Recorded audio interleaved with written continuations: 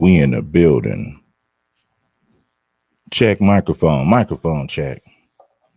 Where y'all at? Where y'all at? First thing in the morning, man. Monday. We on the grind. First thing. So tap on in with my people. What's good with everybody? Yeah, man. We're gonna get to this one real early. Real early in the game, man. I appreciate everybody who been rocking with the platform. And it is what it is. It's beautiful. Yeah, man. We gave you guys some fire content yesterday, man, and we're gonna give you some more today. Most definitely, we're gonna give you some more today, man. We just getting started Monday morning. Hopefully, everybody had a great weekend. But tap on in for the King Supreme early morning Monday show. You know what's up? What's up? Shout out to the people, man. Now, on today's episode, man, we got Sonetta TV, Captain Tazaryach. It is what it is. What it do? Let's get it in. The Viral Podcast, man. Shout out to the Viral Way Podcast, man. Yeah, I'm a reach out to the Viral Way, man, and set something up this week. Shout out to Bobby Ye and Viral Podcast, man. Those are people who are from Los Angeles County, the Los Angeles area, who stand on business when it comes to these type of issues, with Mexicans and racist Latinos. So yeah. So anyway, man, where you guys at? Let's get it. Tap on in. It's your boy. Salute. You already know.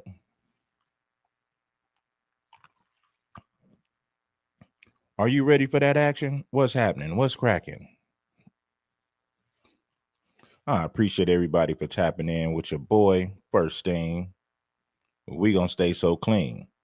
Top of the morning, man. Big E. Uh, yeah, man. That show was lit yesterday, man. I had to give people that work. I had to give people the business, man. Let them know what we talking about, right? And yeah.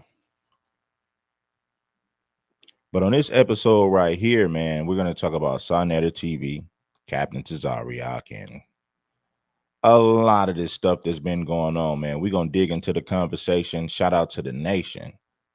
Foundational Black Americans, man. What up with my people? See, I want people to understand that FBA is a lineage, right? So if you see somebody that's doing something funny, it's not a group, right? It just is what it is. It's a lineage. So you can't say that FBAs allow rainbow community people in because you have rainbow community people who are FBA, just like you got rainbow community people who are Caucasian, Latino, or whatever, right? Stop trying to connect these rainbow community members to the FBA movement. By lineage, these people are FBA, but when it comes to what we believe in and what we get out here in step for, nah, they ain't got nothing to do with that. They're just FBA by lineage. Just like you got police officers who are FBA by lineage. You got Sambos who are FBA by lineage. So when you take a rainbow community member and said, oh, Tariq Nasheed and FBA condones this, no, that's clearly not the case. And I've seen Captain Tazaryach try to do that. It's like you can't lump those people in with us over here, buddy. You just can't do it. Tommy Sotomayor, by lineage, he's FBA, but he's a Sambo. You know what I'm saying? Jesse Lee Peterson, by lineage, is FBA, but he's a Sambo. He don't stand with us. Stop trying to lump these rainbow community members in with us over here. Right? Yeah, the laughing stock. You the laughing stock with that fake avatar hiding behind that fake profile. FBA getting the job done. FBA is getting Foundation of Black Americans is getting things done. Getting things done. What up, son?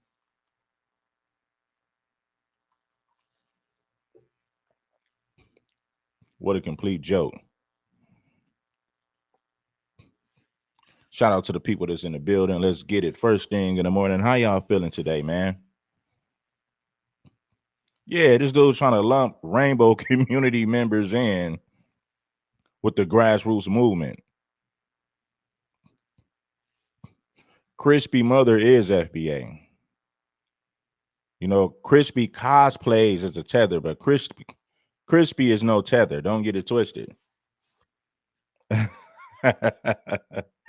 Crispy is no tether, man. His mother is FBA. This dude grew up in Atlanta, Georgia, right? Culturally, he's FBA. He's just a Sambo. Same with, think about Jesse Lee Peterson. Somebody tried to tell me that Jesse Lee Peterson was a tether. I said, nah. He's a tap dancing Sambo, but by lineage, he is FBA. He don't rock with the grassroots movement. He's not a part of that, but you get what I'm saying. Just because somebody is FBA by lineage, it doesn't mean that they are down with us. It doesn't mean that they rock with us just because they're FBA by lineage. You can't change your lineage. That is what it is. That ain't something you can change. Now, your mindset and the way you perceive things and how you go about doing things, you know, you could easily change that. But if you're FBA by lineage, there's nothing you can do to change that. It is what it is. So stop trying to lump these rainbow community members in with us just because they are FBA by lineage. Stop playing games.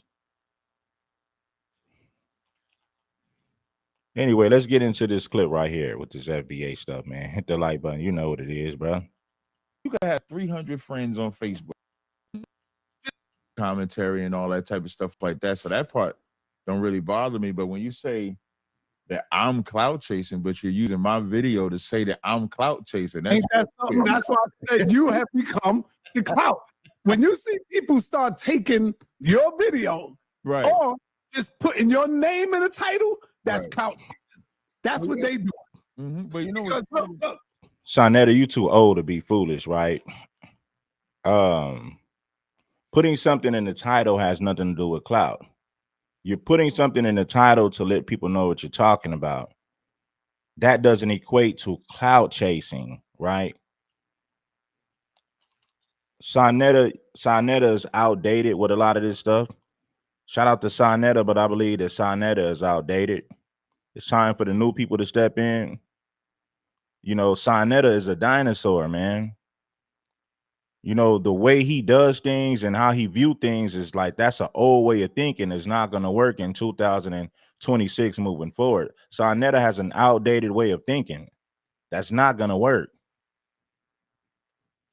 look, real quick. When you go to their video and look at the video where they're supposed to be getting at you, you'll see they got more views because your name is in the title. Right. When you look at the rest of their videos, you be like, why this one ain't blowing? Right. I agree. And you know what I try to tell everybody is that everything is clout. Now, Sonetta does have there's a lot of trolls who go at Sonetta, but just because somebody puts Sonetta name in the title doesn't mean that they're clout chasing. I don't need anything from Sonetta. I don't need his attention.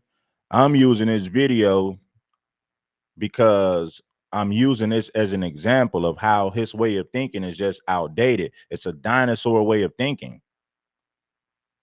So when I use Sonetta TV's name, it has nothing to do with cloud chasing. I could use, listen, there's other names that I could use to get me more views.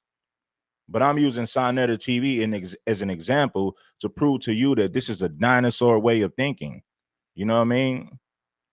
Young black men can't even get no listen. Listening to Sonetta, if you look at the way that Sonetta handles women, it would be a disaster for these young men to take on Sonetta's mindset when it comes to when you think about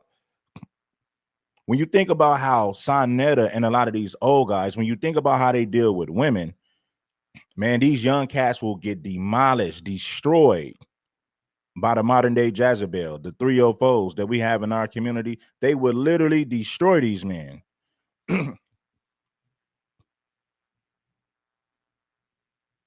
All that soft, lovey-dovey stuff, the black woman is God, she's a queen, that's not going to work with these modern day women. It's not going to work. You're setting these young men up for failure, especially if they're going to take on your mindset when it comes to dealing with women. Oh my God. A lot of you older cats, and this ain't no disrespect to the elders, but when it comes to women, dealing with modern women, you guys are too outdated to be giving advice on women. You know, it's just the reality now. And not just the women. Sarnetta's way of thinking overall is a dinosaur way of thinking. It's not going to work in 2026. It's just not. All that Pan-Africanist stuff, all that simping for the women, you're setting these young boys up for failure, man. Let the younger cats come in and do their thing to move the people forward, to move the culture forward. This is a backwards way of thinking. There's like, if you make a Facebook, you can have 300 friends on Facebook. And the minute you make that post, you're making that post in hopes that those 300 people see what you posted. There's nothing that's clout. I think where the chasing part is, like, I guess how you go about doing it. Like every time you're talking, what you're saying, your content, XYZ, like that. I think that's where there could be, like, I guess, an indifference with it. But outside of that, I think everything is clout. And I don't think it's anything wrong with it. Well, I rephrase that. Sometimes you can have too much thirstiness with it. I like how he broke that down. I appreciate what Captain Tazaryach said right there, because he gave context to what clout chasing actually means. Like putting somebody's name in the title, that alone doesn't make it clout chasing. Now, these modern day women, listen, homie, Sarnetta can't give you no advice on how to deal with women. Those women will use and abuse you and run all over you if you took advice from Sarnetta or one of these old guys who are clearly not dealing with modern women. So they can't give you advice on how to deal with the modern day black woman. They just can't. Sarnetta is a dinosaur. Sarnetta can't tell you how to deal with modern day females. Dr. Umar can't tell you how to deal with modern day females. None of these conscious Hotep brothers could give you advice on how to deal with the black woman. Their information is clearly outdated. These modern day females would destroy you coming with that sim mentality. You old cats need to sit down. We respect you guys as elders, but at some point, you got to pass the torch, or you just got to get out of the way, because these young black men will get destroyed taking on your mindset dealing with the modern black woman. That's the reality. Right. You know, there is a certain level of thirstiness that comes with it that I think we got to be like, whoa, I don't know about that one. But for the most part, I think it's all something that everybody is looking to do. So I don't see what I'm not saying Sarnetta is a bad person. What I'm saying is Sarnetta's information is outdated. Sarnetta can't tell you how to deal with the modern day black woman. He can't do it.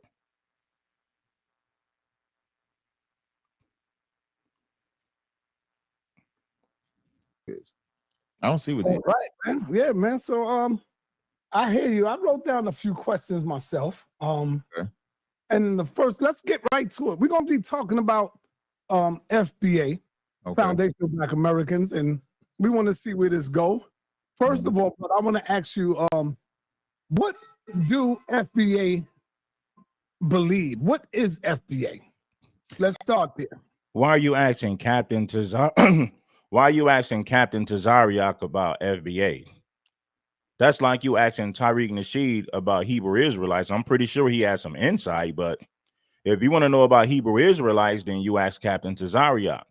You want to know about Foundational Black Americans and what it actually is and what it stands for, you got to go to a Tariq Nasheed, Red Supreme, or Dewan B, or somebody like that. Why are you asking Captain Tazaryach about FBA? From what I've learned, FBA is. We could easily say that Sarnetta is clout chasing for talking about FBA, because I'm gonna be real with you. Those Pan-African conversations is dead. Back in 2019, 2018, Sarnetta TV was pretty hot. Those numbers ain't doing too good, man. Pan-Africans are people, listen, Pan-Africans are dudes who are like 50 and up. There's a whole new wave of people coming in. These are younger black people. They don't want to hear nothing about no Pan-African. They don't care about no Pan-Africanist movement. When you think about the people that's from 18 to 18 to 45, man, they don't care about no Pan-African movement. That's for senior citizens. Pan-Africans is for senior citizens, man. Nobody from 18 to 45 care about no damn Pan-African movement. They don't care. Nobody really watches these Pan-African conversations. That is old and played out. No one wants to hear that. As for I don't think it's anything wrong with it. Well, I'm gonna rephrase that. Sometimes you can have too much thirstiness with it. But, right. There is a certain level of thirstiness that comes with it that I think we got to be like, whoa, I don't know about that one. But for the most part, I think it's all something that everybody is looking to do. So I don't see what the issue is. I don't see what the right, man. Yeah, man. So I hear you. I wrote down a few questions myself. Okay.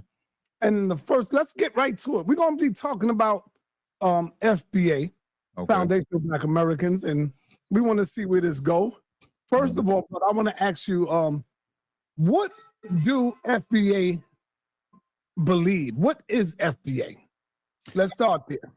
From what I've learned, FBA stands for Foundational Black Americans. And so what I've learned up until this point, because I was confused about it too, because you immediately, when you see acronyms, you think movement. I know that's what I thought. So I thought FBA was a movement. What I've learned is that FBA is not a movement. FBA doesn't have no morals, doesn't have no rules, doesn't have no guidelines. It's essentially, instead of calling yourself African American, he said it has no morals, no guidelines. This is where he's wrong. Why are you asking Captain Tazaryach about FBA? He's giving you his perspective and his way off. It's a lineage. Anybody can be FBA. You got rainbow communities who are FBA. They're FBA by lineage, but they don't rock with us as far as getting out there and being grassroots. They're just FBA by lineage. That's not a choice. That's how they were born. He's the wrong guy to ask about what is a foundational Black American. Captain Tazaryach is the wrong guy to have this conversation with. He's a Hebrew Israelite. So, of course, he's going to have something negative to say. You call yourself Foundational Black American. That's what it is. So it's almost nothing. You know what I do like about it? You know what I do want to put this out? I'm just thankful that they. It's all you Pan-Africans, man. Why don't you just go back to Africa, man? You live in America and you're talking about Africa and you don't have citizenship in Africa. Them Africans don't want you over there unless you're spending money with them, unless they can extract resources up out of you. So to all you Pan-Africans, this is what I say. 2026 is maybe like 2 weeks away. Why don't you pack up and just move to Africa since you love Africa so much? How you talking Pan-Africanism, but you over here in America, but you want to wave around the African flag talking about the motherland, but you refuse to live in the motherland? You sound crazy. You look crazy. Pan-Africanism while living in America. I hate Africans like I hate Africans. That's one thing we got in common, because that's almost like the so it's almost nothing. It doesn't have no morals, doesn't have no rules, doesn't have no guidelines. It's essentially, instead of calling yourself African American, you call yourself Foundational Black American. That's what it is. So it's almost nothing. You know what I do like about it? You know what I do want to put this out? I'm just thankful that they hate Africans like I hate Africans. That's one thing we got in common. because that's almost like the only reason that they have the acronym of FBA. I don't know no other reason to have the because like African American is just saying you're an American, but your lineage goes back to African, or Africa rather. Hold on, let me see. Let me get this right. You started off by saying they have no foundation. Yeah, they They don't. have no movement. Mm-mm. What do you mean by they don't have a foundation? They don't have a movement. Are you saying that there's no leader? Like all of them are leaders, and they all could just go out and say what they want to say about it, even if they're wrong? Yeah, I mean, are you saying something like that? It's a lineage, Sonetta. There's no leader. No, Tariq Nasheed might have the biggest microphone, but you can't be a leader. You can't be a leader of a lineage, right? And think about that. the brother. So the brother, Tariq Nasheed, he's commonly considered as the founder of, at least at the minimum, coining the phrase "foundational Black American." He's credited with that. I think before that you had the ADOS, and you had other terms. But as far as the FBA, he's coined with that. But if you ask him if he's the head of it, but every time I ask him, I'm gonna say he's not in charge of it. So they don't have a leader. There's not a stopgap. That's what I said. Like, so like when you think of acronyms, if you say ISUBK, you're gonna think Commander Juliana. If you think LOI Alliance of Israel, you're gonna think Daniela, Priest Daniela. If you think of other groups, you're gonna think of the top. Even if you think of Black Lives Matter, BLM, you're gonna think about them two lesbians that's up at the top. So you always gonna there's always gonna be a top at the top. But with FBA, they pride themselves as saying it's just a lineage. So you think it's That's because it is. See, when you label yourself as a leader or something, that makes you a target. But to take it a step further, it's a lineage. How you're going to be the leader of a lineage? So that was smart for Tariq to tell people, no, I'm no leader. You can't eliminate the leader and think this is going to die. See, one thing about FBA is this. Let's say if they wanted to attack Tariq Nasheed, right? Like they've been trying to attack Tariq Nasheed, federal agents coming up to the Hidden History Museum, agent provocateurs coming up to the Hidden History Museum, agent provocateurs online spreading false information, a whole lot of stuff like that, right? But guess what? You got so many strong brothers in the FBA. You can't take one person down to ruin the movement. But at the end of the day, it's a lineage. So you can't go after one person to kill this movement. That's not going to work. We learn from our mistake. We've learned from our mistakes in the past. So we come together collectively, right? Standing on business. There's no whites funding this. There's no outsiders funding this. Foundational Black Americans are funded by foundational Black Americans with no outsiders, which means foundational Black Americans are not compromised like Black Lives Matter, who takes money from whites and other organizations. Foundational Black Americans we're not compromised because FBA is funded by FBA 100%. That is a grassroots movement. should be some rules set and some laws that we go by so that people can really take us serious. Well, I think and do you think Tariq Nasheed, being that he is the father? That's what I said. Like, so like when you think of acronyms, if you say ISUBK, you're gonna think Commander Juliana. If you think LOI Alliance of Israel, you're gonna think Daniela, Priest Daniela. If you think of other groups, you're gonna think of the top. Even if you think of Black Lives Matter, BLM, you're gonna think about them two lesbians that's up at the top. So there's always gonna be a top at the top. But with FBA, what I mean when I say funded, Black Lives Matter, they're funded by whites. And you have, not only are they funded by whites, you have rainbow community members running that organization, that particular movement. They are compromised. So you got white people funding it, then you got rainbow community members running it. You got white people funding it and rainbow community members running it. Black Lives Matter is a compromised organization. It is a compromised group. Foundational Black Americans don't take money from white organizations.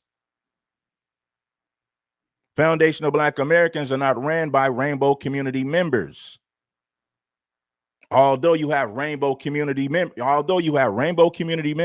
who are FBA by lineage, but that's as far as it goes. They're just FBA by lineage, but they have no voice in this movement.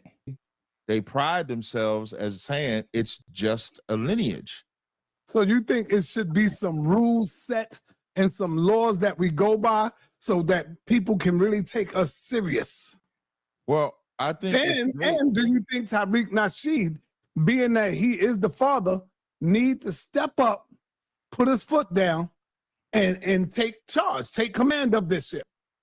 Well, that part I do agree. I do think that he should. I just don't think he wants the burden of it, because if you establish yourself as a leader, then you're forced to have morals. If it's just a lineage, and all it is just a lineage, so we no longer want to say, like, Jesse Jackson came up with saying African American. Before that, you had Negro, colored, XYZ, like that, and there was no movement behind any of that. There's no movement behind the term African American. So if Tariq is just saying this is just FBA, we're just a lineage, you can't really get mad at him for saying that. But the reason why we thought or think that it is because he's looked at as the leader, even though, to his credit, from what I know of, he consistently says he's not the leader. So you can't call him something that he's not saying that he is. But the problem with that is that when you got all different types of FBAs, so I would be an FBA, even though I'm an Israelite, but they would tell me I'm not FBA. A Pan-Africanist is an FBA, but they would say you're not an FBA. Only people I know that could be FBA is them gays. They let them gays be FBA with no problem. Gays get up in there, we can't delineate. But if I say, well, I'm FBA. What do you mean? You can't stop somebody from being FBA. You got a lot of rainbow community members who are FBA by lineage.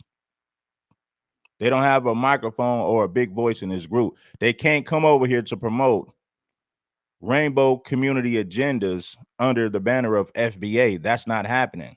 Those people are just FBA by lineage, right?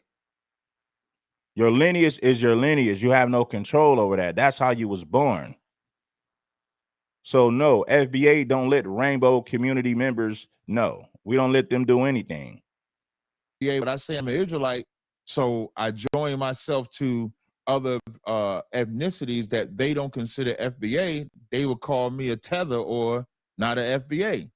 If I think the brother Professor James Smalls, he's a renowned Pan-Africanist.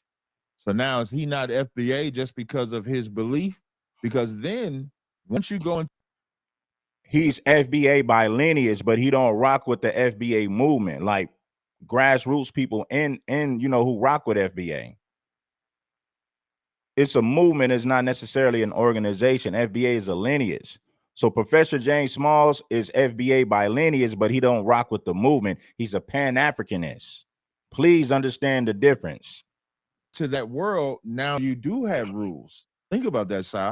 If you're saying there's no rules, so the gays, the drug dealers, the Christian, whoever could be FBA, but then if I come and I say, well, I'm FBA, but I'm an Israelite, and then you put restrictions on me, or Professor James Smalls is a Pan-Africanist, but he's FBA, and you put restrictions on him, then it does sound like that's a rule.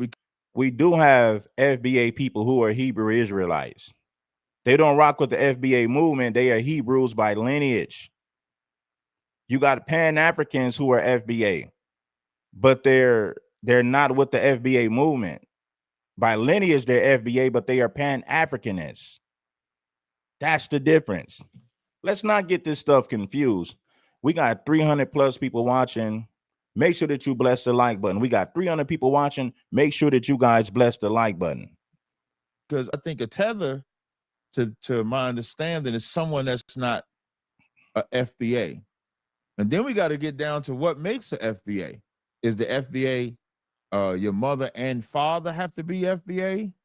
If the FBA just your father, is the FBA just your mother? Is it the one drop rule? Like, what is FBA? Like, what? See, this is how you know they're just having a conversation. How can you talk about FBA and not understand that? If you have a parent who's FBA, then yes, you're FBA. Now, there's a conflict of interest sometimes because let's say your mother is FBA, but your daddy is a tether. You're going to be conflicted. A lot of those guys are playing both sides because you got an immigrant side of one side of your family is immigrants. The other side is FBA, right?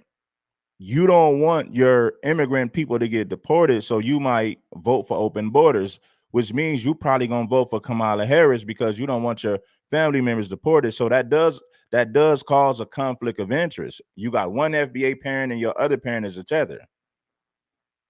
So you see how those people could be those people are confused a lot of times because I got love for my mom, I got love for my dad, I got love for my FBA family, but I also got love for people in my family who happen to be tethers. So that's a conflict of interest.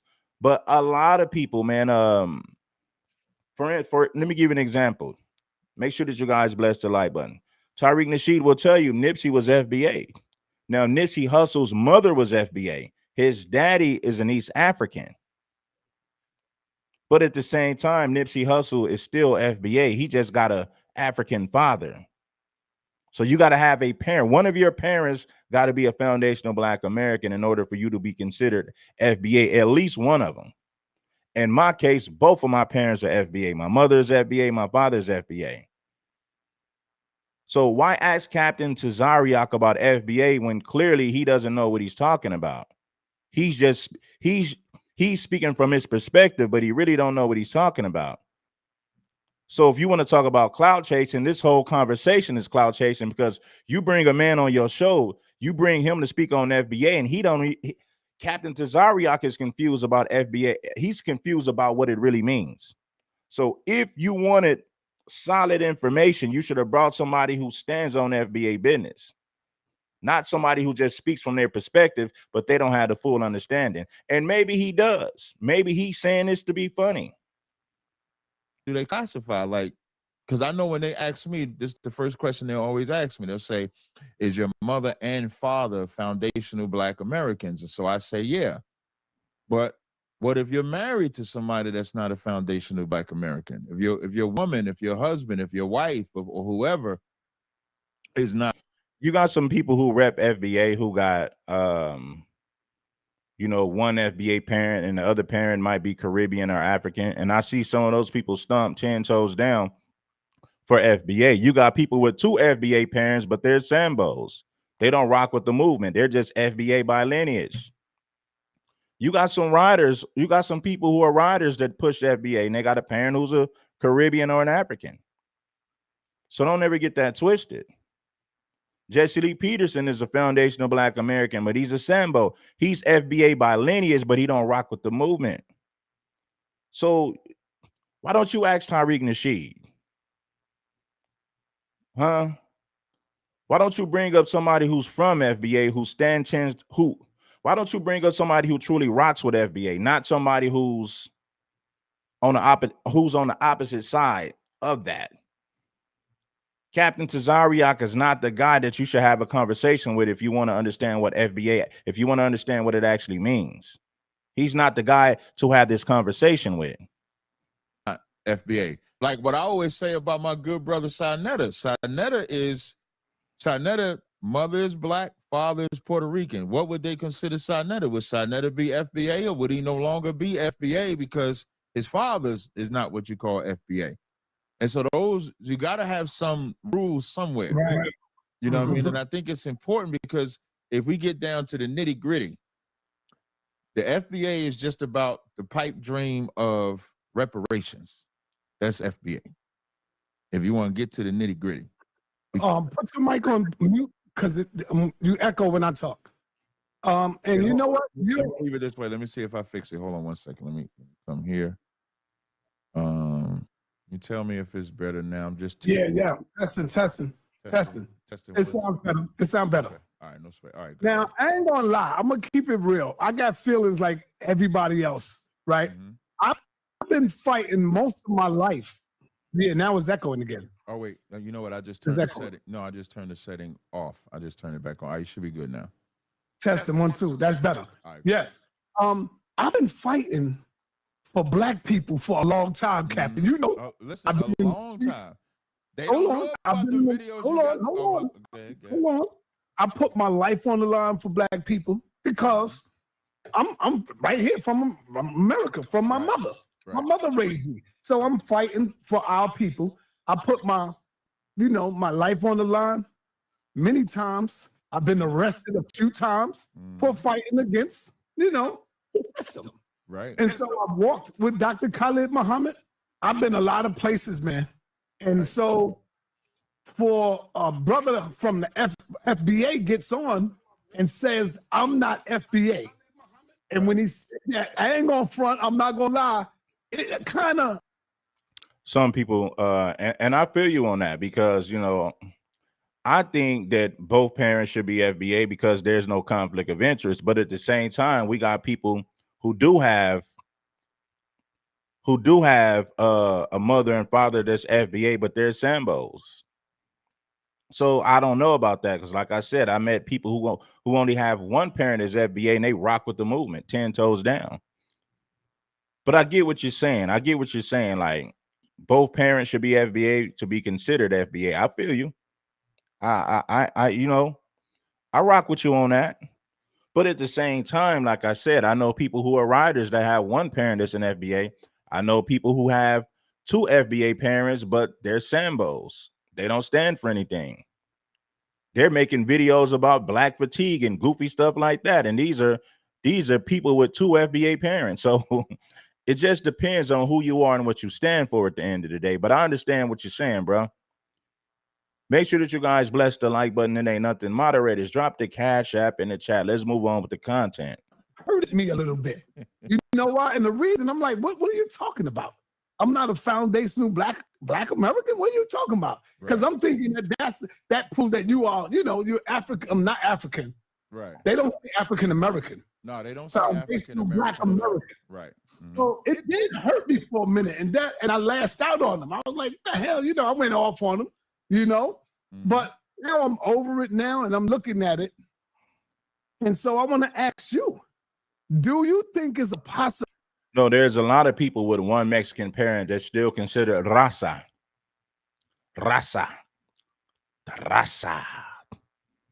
So, no, you're wrong about that. There's a lot of people who got one Mexican parent and their other parent might be El Salvadorian or Guatemalan. They're still considered raza in the Mexican community. Anyway, let's move forward with the content. Ability for you, Cap, One West crew, and foundational Black Americans to have African blood in you. Do you have African blood in you? Because when you look at this whole history, brother, we all been in the melting pot, mixed and everything. Do you think you have African blood in you, brother? And when I say you, I'm talking about the whole Israelite community and FBA. African blood is strange to say because, like, here's a better way that you could ask the question that would allow me to give you a better answer that you look for. Could anybody in the Israelite community or even the FBA community have been with an African person? Meaning, like, we know even in the Bible, Israelite. Shout out to First Class Citizen. I agree with you, First Class Citizen. Shout out to you, my bro. It's married non-Israelite men and women. We know that that's transpired. See, what Sonetta TV should have said is, what's your opinion on FBA? You can't ask somebody like Captain Tazaryach what FBA is. He don't have the answers. He might have an idea, but he doesn't really know. He's just going off of what he heard a few people say on the internet. So Captain Tazaryach is not the person to have this conversation with, especially if you're looking to gain a better understanding of what FBA is. Let's keep it moving, though. We know. So if you was to ask me, you're telling me no Israelite man ever been with an African woman, I would say, yeah, they have. I would be honest and say, yes, we have. So to answer it that way, I would say, yeah. The reason why I say I answer it that way because we go by the seed of your father. So it doesn't matter if you laid with an African woman. It matters You know, people say, man, we go the seed of the father. I don't know if I agree with that, because you got some people who look more like their mother. So you can say you are what your father are. It just depends, man. You got some people who look more like their mother. And I'm pretty sure you guys have seen people like that as well. There's a lot of people who look more like their mother than their father. So do we say this person is the seed of the father when the child looks more like the mother? You know, the child has more of the mother's, characteristics than the father. Now, I get it. That's an old saying. You are the seed of your father. I agree with that to a certain extent. But at the same time, that child still has the blood. That child still has blood and DNA from their mother. Right? So if the child looks more like the mother, do we still say the child is the seed of the father and the seed of the father only, even though the child looks more like their mother? Give me y'all thoughts in the comments on that one. I would love to get some feedback. What the seed is. So when you ask if do I think that an Israelite person could have laid with an African woman? Yes, absolutely. I believe that. But I wouldn't say the blood part. I wouldn't say the blood part. It matters what the seed is. So when you ask if do I think that an Israelite person could have laid with an African woman? Yes, absolutely. I believe that. But I wouldn't say the blood part. I wouldn't say the blood part. Does that answer the question? Let me ask you again. Put it on mute because you got the echo. Damn, So I gotta fix that. Go ahead. Yeah, man, they got some audio issues, man. A whole lot of echoing going on, man. do you feel, I'm gonna ask you this my way, that you have some African gene in you, brother? That you have an African gene. I'm looking at your nose. Okay, we could say you are who your father is, right? But what if you look more like your mother? You guys are still you're not answering that question. What if you look more like your mother? But you want to say that this child is just a seed of the father, but the child looks more like their mother. So do you still say that if that's the case? You know how many people look more like their mother? They took more of their mother's genetics. And this person might be their biological father, but they look more like their mother. Tupac looks like his mother. Listen, look at Tupac Shakur. I don't know who Tupac daddy is, but it doesn't matter. Tupac looks just like his mother. Tupac was the spitting image of his mother. And you can't tell me Tupac don't look like his mother. So if he looks like his mother, then he don't look like his father. He has more of his mother's characteristics. You dig what I'm saying? So do we say that this person is only the seed of the father when a child looks more like their mother? I'm looking at your lips, and so what? You're light skinned. We have. He said physical attributes doesn't matter. Well, how can we say physical attributes don't matter when physical attributes come from your DNA? So if we're going to say physical attributes don't matter, that's like saying DNA doesn't matter, because your physical attributes is directly connected to your DNA.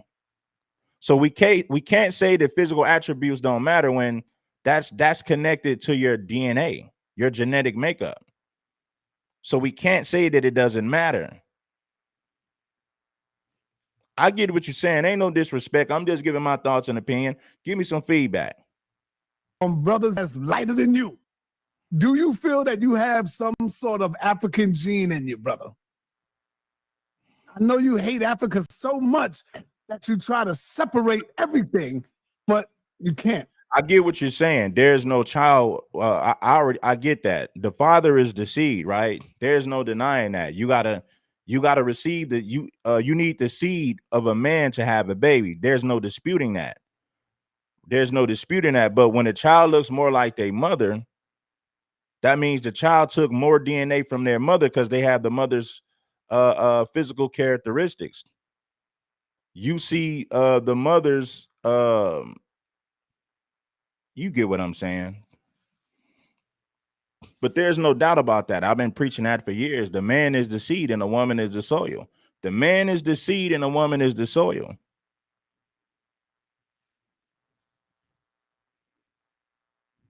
But I don't look at that as a, I don't know, like, I don't know how to answer that because, again, if you say, did any of our ancestors ever lay with an African woman? More than likely, yes. Where did we come from, Captain? Over here. We came from the west coast of Africa.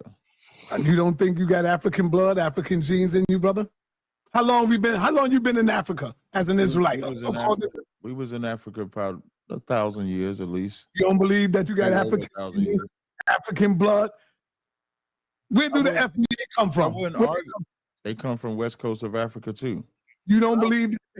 Come on, man. See, a lot of you guys don't get what I'm saying. I'm not saying that, that's not what I'm saying.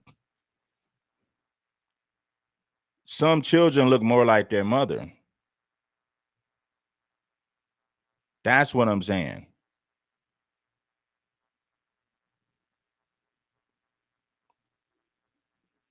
So you can't discount the mother's DNA if the child looks more like the mother. That's what I'm saying. You can have a baby with a woman right now. Yes, you are the seed because you are the father, but that child might look more like their mother. So do we continue to say that the child is only the seed of the father when the child looks more like their mother? That's a simple question. But see, the reason why I said with an African woman, and you can have babies with an African woman. So you guys keep addressing something like you're going left field. We already know that it takes a man and a woman to have a baby. If you got a seed, you still need soil to plant that seed in. If you have the soil, you still need the seed.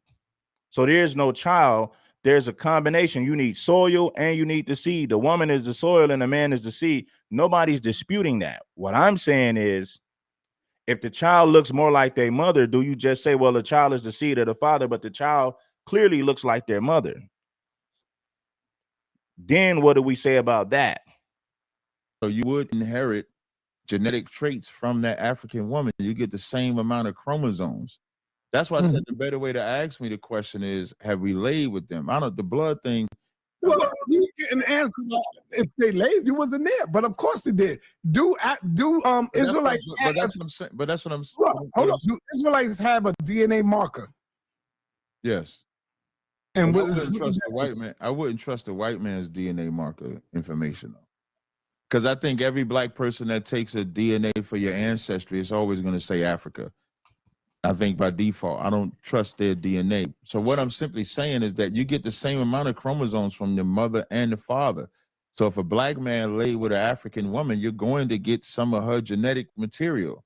So I'm saying that I'm just not using the word blood, but genetics. Yes, you can have genetics from an African in your line, especially if your father laid with an African woman. If your father laid with an African woman, you're going to take some of her traits. If your father laid with a white woman, you're going to inherit some of her traits. So I'm not arguing that. But all I'm saying is that you still would be a black person. You would just have some of the genetics from your mother, which is natural. Genetics is, that's all I'm saying. All right, mute up. Okay. You gotta fix this sound thing though, Sal. That's your joint. Hold on, let me try it again. Hold on. Yeah. I said that's your joint. See, it ain't used to be like that. That's what I'm saying. I don't know what I'm doing differently. Something turned up a little more. So I just turned echo cancellation and reduce mic background noise on this. One, two. It's good. It sounds good now. Okay. All right. Maybe that's it. All right. Now, both of you are going against Africa and you're separating yourself from Africa. What is the difference between FBA and the One West camps and stuff like that? Hey, Saz, this a Love Africa movement right now? No.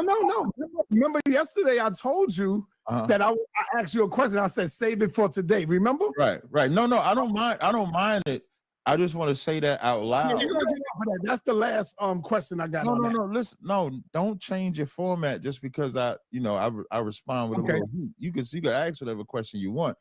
I'm just saying these are two back-to-back African questions, and this is what I do like about the FBA. And when you say the delineation, they are delineating.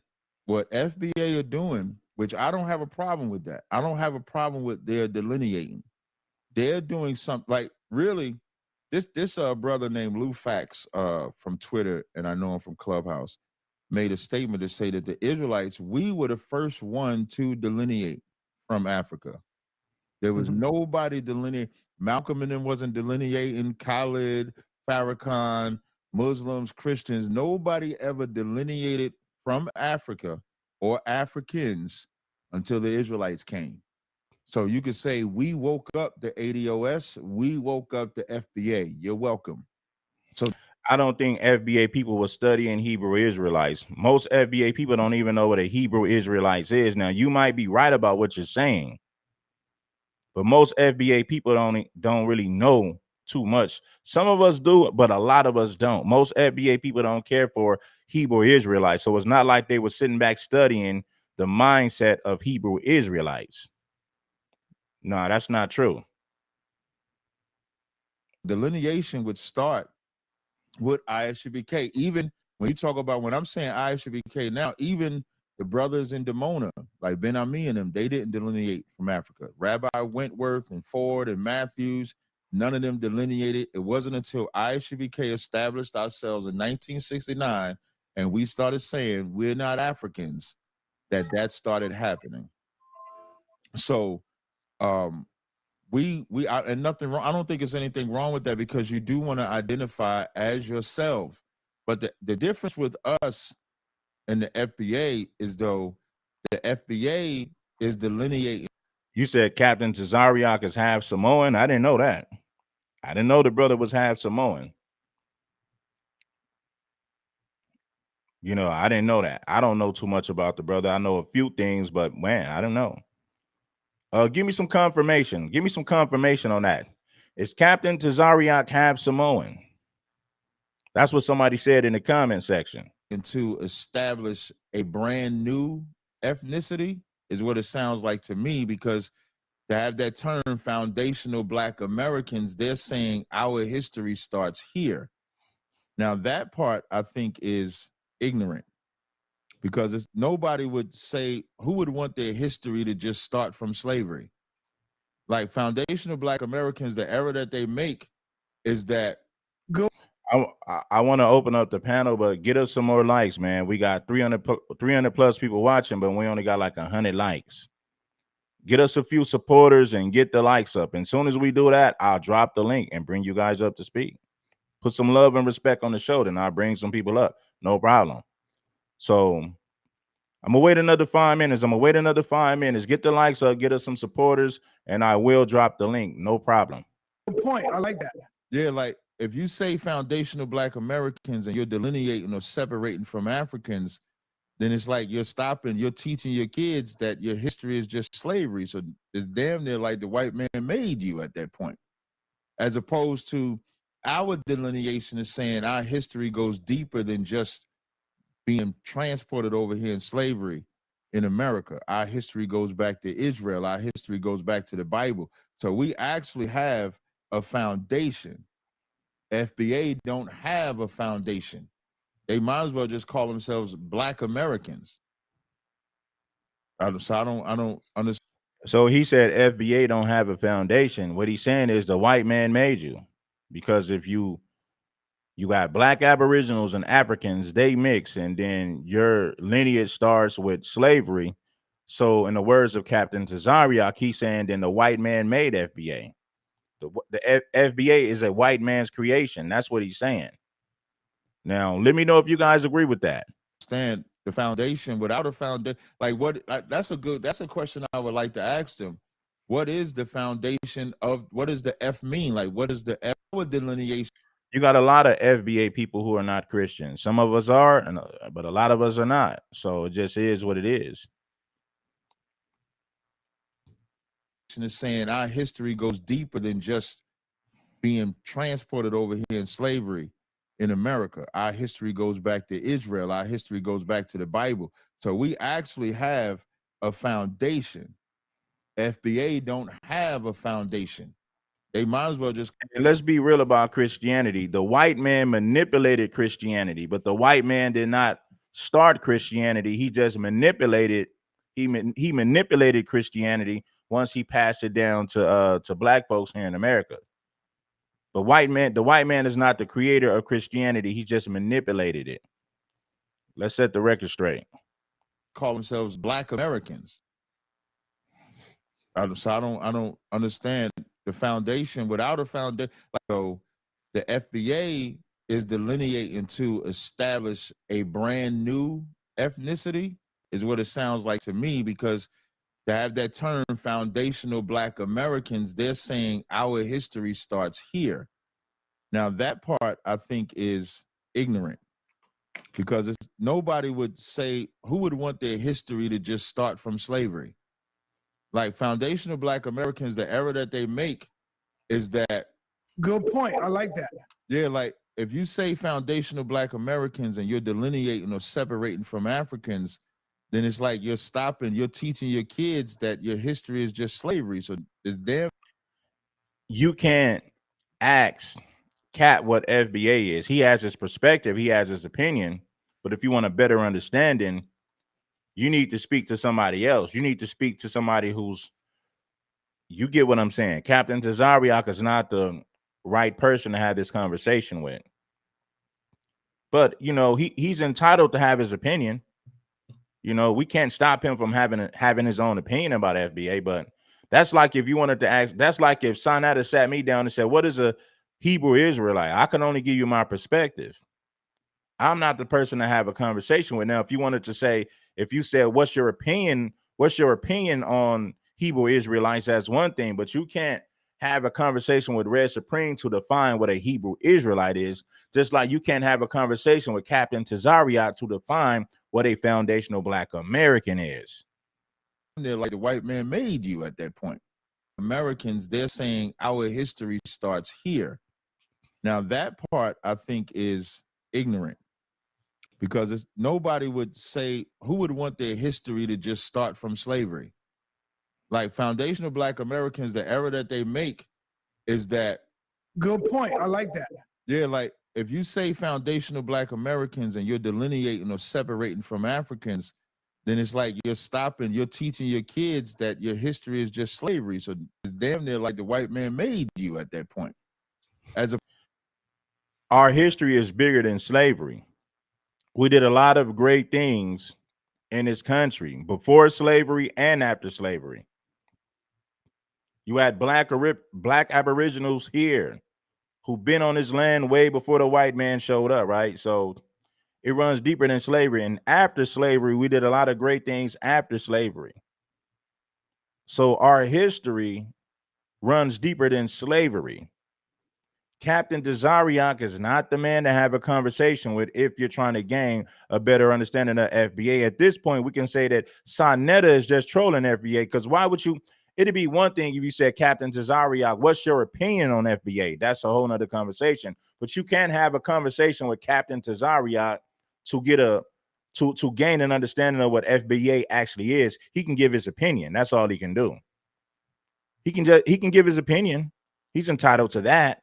Opposed to our delineation is saying our history goes deeper than just being transported over here in slavery in America. Our history goes back to Israel. Our history goes back to the Bible. So we actually have a foundation. FBA don't have a foundation. They might as well just call themselves Black Americans. So I don't understand the foundation without a foundation. Like that's a question I would like to ask them. What is the foundation of, what does the F mean? Like, what does the F of foundation actually mean? Because if you take the F away, we're the foundation of this country. Foundational Black American. If you look at America prior to FBA building it, there was nothing here. No real infrastructure. We are the foundation of this country. That is a fact. Countless inventions. Look at everything we created. The wealth in this country came from our free labor. Look at the music that was created. It's all the music comes from foundational Black Americans. The culture, the history, the inventions, the creations. That's why we call ourselves foundational Black Americans, because we are the foundation of the United States of America, 100%. it's a Black American, which is what people call themselves now. I'm a Black American. I'm a Black American. Well, you foundational Black American. Well, I want to separate from Africans. I mean, it sounds good. I mean, but Black American already separates from Africans.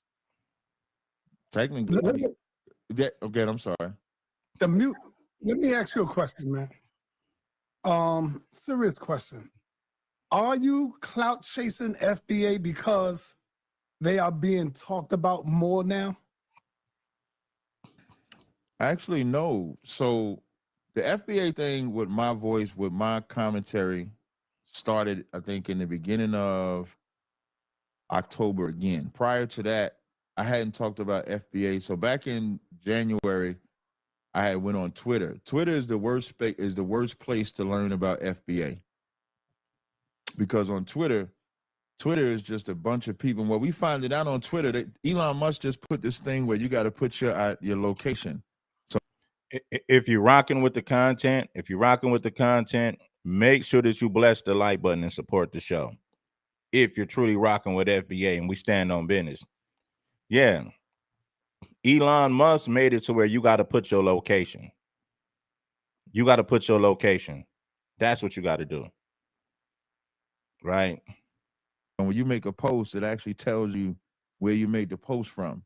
And so they finding out a lot of people that's claiming to be FBA is from, like, not even just Africa. They from India. They from all over. Well, they cosplaying. We've been talking about people who cosplay. They don't count. The Black Panthers was infiltrated. You had a lot of agent provocateurs. So what makes you think we're not going to have what makes you think we're not going to have agent provocateurs and people who are just cosplaying? We've been calling them people out lately. Everybody who cosplays FBA, who's cosplaying as a foundational Black American, we've been calling those people out. Those people put a black eye in the game, and we're doing our best to call them out to get rid of them. So everybody who's cosplaying as a foundational Black American will be put on blast. You will be exposed over the country. And so when I first got on there, I was met by a lot of weird characters. I thought Clubhouse had a lot of weird characters. Twitter has a lot of weird characters. And so every time I would get on Twitter and talk to these FBAs, I'm getting different answers. And then there was a transgender who I try not to talk about him as much anymore because I think he gets off on being talked about. So I try not to talk about him. But at the time, back in January, you had a transgender saying that he was the queen of the FBA. And I'm like, whoa, what is that? Like, I ain't understand. So now I'm really tripping on that. And that's a troll, man. See, Captain Tazaryach let this rainbow community member who's a troll convince him that they're somehow the queen or the first lady of FBA. That person is trolling.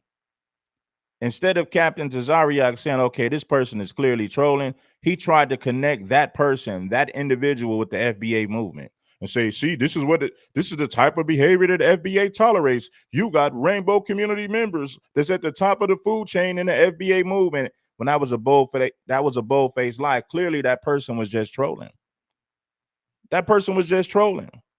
Instead of Captain Tazaryach saying, okay, it's clear to see that this person is trolling, he made videos saying, see, these are the type of people that FBA accept in their movement. You see what FBA over here doing? That's clout chasing. That is clearly clout chasing. You know this person was trolling. Now, he's going to say that he didn't know that this person was trolling. That's what he's going to say in his defense. But you got common sense. You understand what's going on. That transmission, that rainbow community member does not represent FBA. They are not at the top of the food chain when it comes to FBA. That person does not represent the movement at all. Clearly, that individual was just trolling, looking and begging for attention. And you gave this person attention because you made videos about this individual. Speaking now, just for my FBA people that I've talked to, there were a couple of brothers that I talked about, and they kind of explained to me the whole thing. So I'm just retelling the story. So this ain't for nobody to take it like I still have this position. I'm just telling this was my position at the excuse me, I don't even want to say position, talk about some damn transgender. This was my statements at the time. All right. So at the time they say this. So every time I would talk to somebody from the FBA on Twitter, you got people asking to drop the link. I don't know you, bro. I don't know you. You keep saying drop the link, drop the link. I don't know you. For all I know, you can be a troll. You know, I don't know you like that. I know people based on the fact that they support the show. You can say anything in my comments. Drop the link, man. I don't know you.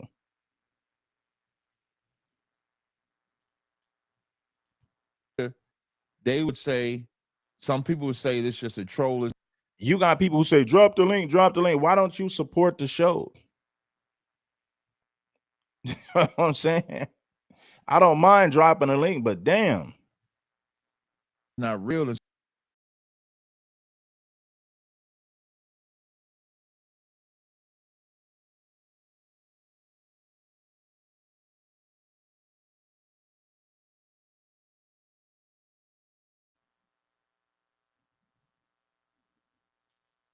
Maybe I could be trolling him. That's the only thing I could think of, because his response back was weird. His response was like I was coming at him sideways, but I really wasn't coming at him sideways. And I could kind of understand why he would look at it that way, because maybe, I could only, and a lot of people coming at him about FBA attack this, attack that. So maybe he thought I was one of them. The only reason I don't look at it that way a little bit, because him and I had did a platform together. We had did a show together. And I remember saying to him on the show, he and I agreed. Right. The code is the leader. That's the leader right there. The code is the leader. That's what you should submit to as a foundational Black American, staying on code. That's what you should rock with, the code. We wouldn't let the white man have us go back and forth on his platform. So if we can establish, I had never spoke to him prior to that. That was our first meeting. So we can establish that. I still don't see why he thought I would be trolling him, because I wasn't. Now I'm trolling the people on Twitter though. Like I am trolling them because they're telling me that they voted for this man. So I am trolling them, but I wasn't trolling Tariq when I asked the question. So when he gave the type of bull, you trolling me like a groupie. He talking about another Tariq groupie. Dude, you trolling me like a groupie. You in my comment section with your pom-pom say, hey, look at me, please bring me up, I don't know you, and you trolling in the comment section. So if anybody's a groupie, is you.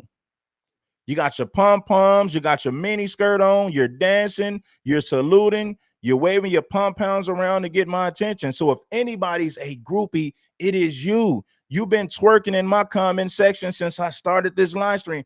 Imagine somebody that's twerking in my comment section got the nerve to call somebody a groupie when a groupie is clearly him. Ass story about me asking him. Then it was like, okay, I'm no longer trolling now. It's just direct disrespect.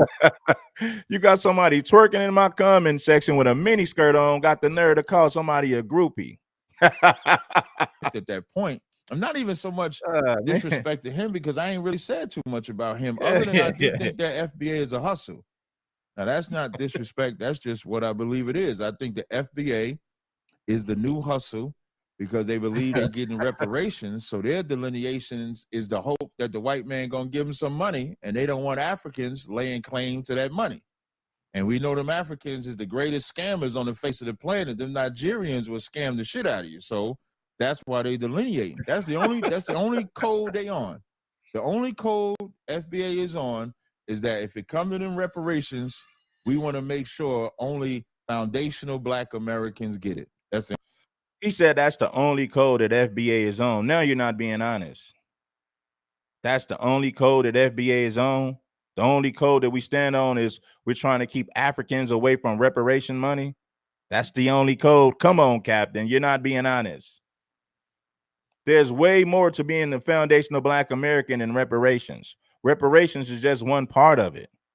Well, the only code that FBA stand on is keeping Africans away from reparations money. Come on, Captain. They just don't want the white man to share their reparations money with Africans. There's way more to it than that, Captain. So when he gave the type of bullshit ass story about me asking him, then it was like, okay, I'm no longer trolling now. It's just direct disrespect at that point. I'm not even so much disrespect to him because I ain't really said too much about him, other than I do think that FBA is a hustle. Now that's not disrespect. That's just what I believe it is. I think the FBA is the new hustle because they believe they getting reparations. So their delineations is the hope that the white man gonna give them some money, and they don't want Africans laying claim to that money. And we know them Africans are the greatest scammers on the face of the planet. Them Nigerians will scam the shit out of you. So that's why they delineating. That's the only code they on.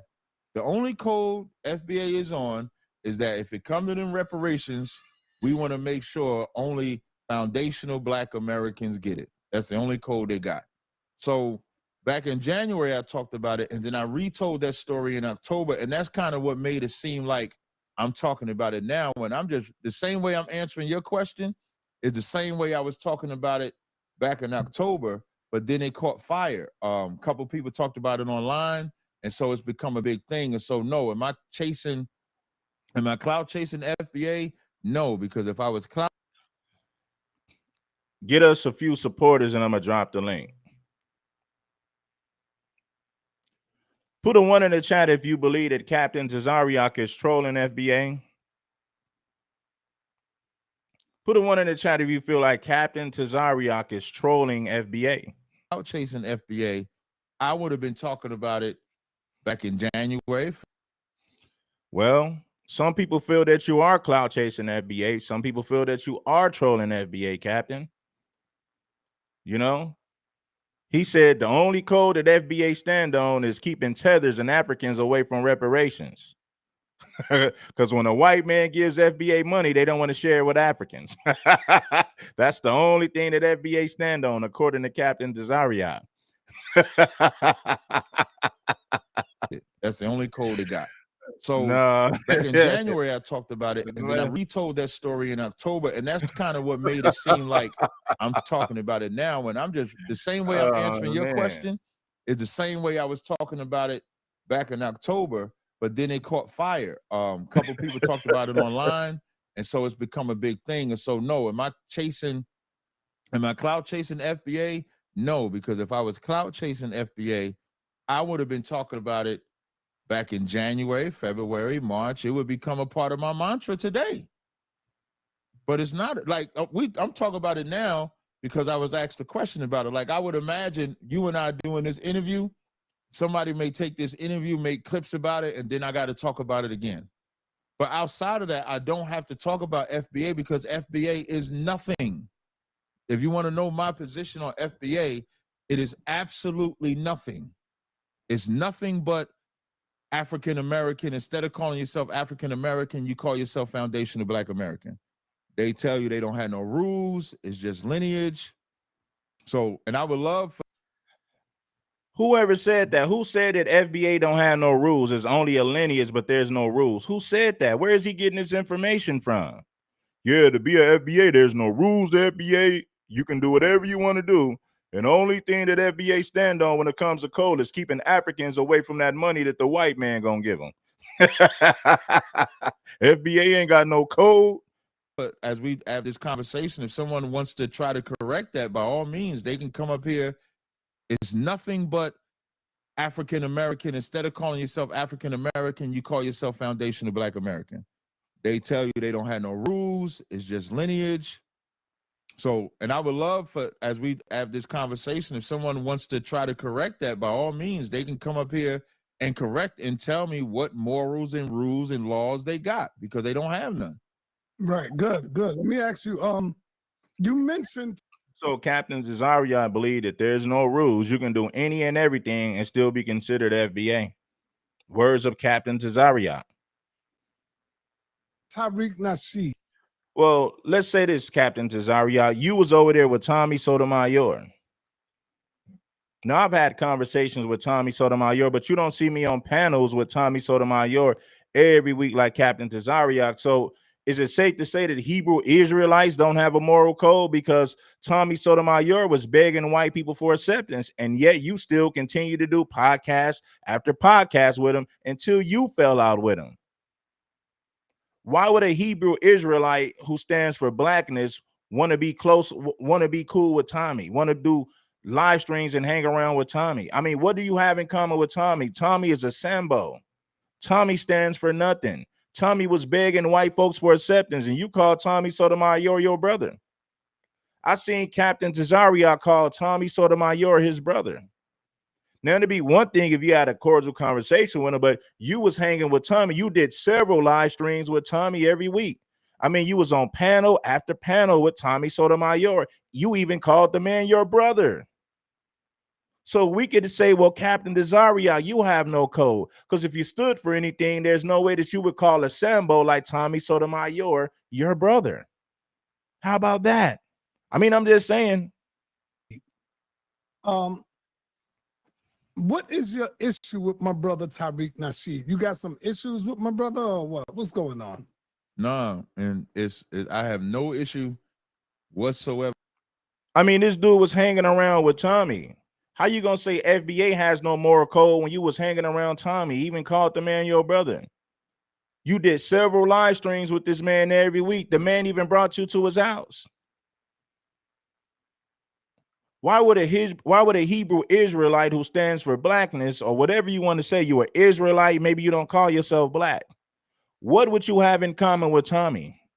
When Tommy clearly kisses the behind of white folks, what would a Hebrew Israelite? Hebrew Israelites are known for going in on a white man, bringing historical facts to the white man to destroy his arguments. What would a Hebrew Israelite have in common with a Sambo like Tommy Sotomayor? So much to the point to where you called this man your brother and you hung around him on the daily, doing several live streams with him weekly. That's not a code. If anybody's off code, brother, you're off code. Why would a conscious brother hang around with Tommy Sotomayor and call Tommy Sotomayor his brother? Tommy Sotomayor is a tap dancing Sambo. He stands for nothing. Tommy was begging white people for acceptance, begging white folks to like him. So if anybody's off code, it is you, brother. And I would love for, as we have this conversation, if someone wants to try to correct that, by all means, they can come up here and correct and tell me what morals and rules and laws they got, because they don't have none.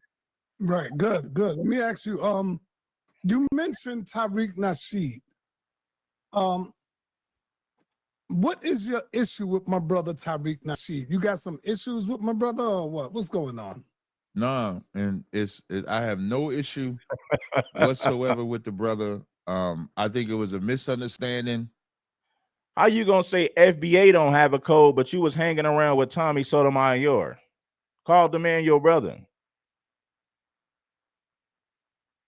There's no way you can say that you got a code, but you hanging around with a Tommy Sotomayor. But you accuse FBA of not having a moral code. Man, them FBAs don't have a code. They don't have no morality. You can do anything and be FBA. And this is coming from a guy who called Tommy Sotomayor his brother. And we know Tommy Sotomayor stands for nothing. Tommy Sotomayor is an entertainer. He's funny. But at the end of the day, Tommy Sotomayor is a certified clown who stands for nothing. He panders to white people. He begs white folks for acceptance. Tommy stands for nothing. And you called this man your brother. But you want to claim that FBA don't have a code? Man, this is crazy. That we probably could have talked behind the scenes. He didn't have to, tell a little story on the internet. If he thought I was coming at him some type of way, I would have just cleared it up then. So I'm just saying, son, that how could Captain Tazaryach say that FBA has no code when he was hanging around Tommy Sotomayor, called the man his brother? Tommy Sotomayor kisses the behind of white folks. He was the same man begging white people to like him. So I don't see how Captain says that FBA don't have a code. Well, clearly you don't have a code if you call a guy like Tommy your brother. Tommy Sotomayor is one of the biggest Sambos in the black community. Tommy Sotomayor is pure buffoonery. Yes, he can say some things about the black community that's true, but at the same time, we see his aim, we see his motive. The man stands for nothing. I don't have an issue with Sarnetta. I'm talking about Captain Tazaryach. All I said is Pan-Africanism is outdated. People from 18 to 45 want nothing to do with that Pan-Africanist movement. Pan-African Pan-African meetups look like a senior citizen. Pan-African meetups look like a senior citizen convention. And I'm not throwing shots at the elders. What I'm saying is, if you don't have the ears of the youth, then you got a dead movement. If you can't listen, if you fail to influence the youth, then you have no movement. All these Pan-Africans are dudes that are like 50 and up. So if you can't reach the youth, then you got a dead movement. You're preaching to a room full of non-listeners. At that point, you know, Pan-Africanism is an echo chamber. It's a bunch of guys 50 and up who's repeating and regurgitating the same talking points. But at the end of the day, the youngsters are not listening to Pan-Africans. They're not. But back to Captain Tazaryach. Anybody who hangs around Tommy Sotomayor and calls that man their brother, clearly you have no code yourself. I don't have an issue with him personally. Even me saying I think it's a hustle, that's just my opinion. The truth can never be considered disrespect. And we know Tariq Nasheed has hustled a lot of things. He's done things on Haiti. He's done the Hidden Colors and stuff like that. Let me say this, man. Tommy Sotomayor can be entertaining and he can say things that are true at times, but Tommy Sotomayor is an op to the black community. Tommy Sotomayor is an op to black progress. Tommy Sotomayor is a gesture. He's a circus clown. Tommy don't have a problem with white folks disrespecting blacks in general. Tommy only has a problem when white folks disrespect him. And this is the same man that Captain Tazaryach called his brother. So how can Captain Tazaryach say the FBA don't have a code when he was hanging around with Tommy, called the man his brother? And until, you know, eventually it was inevitable. We already knew that Tommy and Captain Tazaryach was going to fall out because nobody who stands for anything is going to be cool with Tommy for a long period of time. Anybody who stands for something is not going to be cool with Tommy. Eventually you're going to fall out because Tommy stands for nothing. Tommy Sotomayor is an op to Pan-Africans, foundational black Americans. He's an op to black people in general. Captain Tazaryach, you called that man your brother. So don't talk about FBA not having a moral code when it was clear to see that you linked up with Tommy Sotomayor and threw all of your morals out of the window and did several podcasts with this man on a weekly, on a daily. Nobody who listen, if you stand for something, there's no way that you're going to tolerate Tommy Sotomayor. You might try to be cool with him and be cordial with him, but that's only gonna last for so long if you stand for anything. You can't have morals. You can't say that you stand for something and call a man like that your brother. So I'm me saying that, but do I have anything against him? No, I don't have nothing against him whatsoever. Outside yeah. But when you come out and say things like, I think the FBA is just another hustle, you don't think that that's going to get a backlash? Just like our elder, Professor James Smalls, even though I don't think he warranted that type of abuse from them young people who have not put in no goddamn work to come out and disrespect Smalls like that. I don't care what he said. He said what he said. Let it go over your head and die out. You don't come back and just go crazy on Professor James Smalls, man. Do you know who this man is? You know the work that he put in? You know how many times he put his life on the line? Defending Betty Shabazz? Going out. People don't understand the work this man done put in. And you know what's crazy with Professor James Smalls, and this is where the FBA, I will say I lost a lot of respect for the FBA for attacking James Smalls, because first, James Smalls is FBA. And how would you expect him to interpret that with all the work that he's put in for black people to now see black people like Professor James Smalls feels the exact same way about FBA as he feels about me. Right. You have never heard me disrespect Professor James Smalls. Professor James Smalls totally disagrees with my belief and my stance. Well, we can say the same thing. You could easily say Tariq Nasheed has put his life on the line for black folks. Huh? With all the work he's been doing over the years. Right? So why is it okay to disrespect Tariq Nasheed, but it's not okay to disrespect Professor Smalls? Stop playing. If it's not cool to disrespect Professor Smalls and it's not cool to disrespect Tariq Nasheed, that brother has put his life on the line based on the things that he's been talking about for the last 20 years. You could easily say for the last 20 years. Huh? On Africans. But I would never. That's a good point, brother. I like that. And I would, you know what I'm saying? And I would never take the opportunity to disrespect him. I respect his work. Listen. Well, you took the opportunity to disrespect Tariq Nasheed. Tariq Nasheed has put his life on the line, speaking up for black folks. Huh? Listen, and I'll use another example. This is how you know how men. And that ain't me caping for Tariq Nasheed. Tariq Nasheed can speak for himself, but if we're going to speak logic, let's speak logic. If it's not okay to disrespect Professor Smalls, and it's not okay to disrespect Tariq Nasheed, because guess what? Tariq Nasheed has put his life on the line defending black folks as well. Let's be real here. To be men. And Professor James Smalls was on Queen's Flip platform together.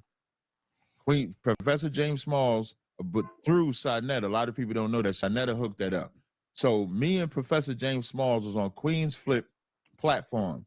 You didn't see no disrespect between him and I, even though we disagree. And when there were subjects where it's like his position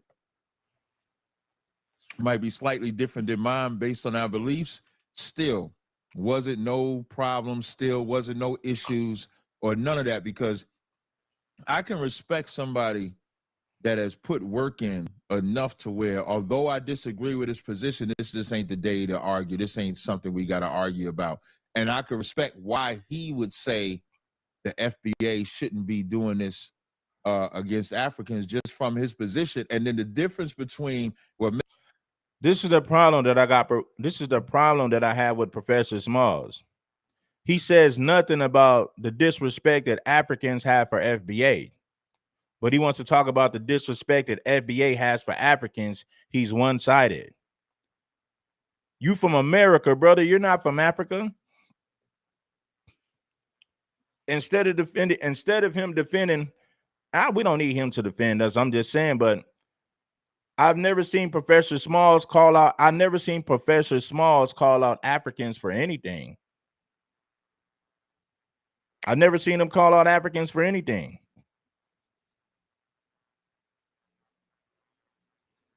Now, he want to call out foundational Black Americans, but he's silent when it comes to the disrespect coming from Africans. He says nothing. Makes it worse with FBA and me.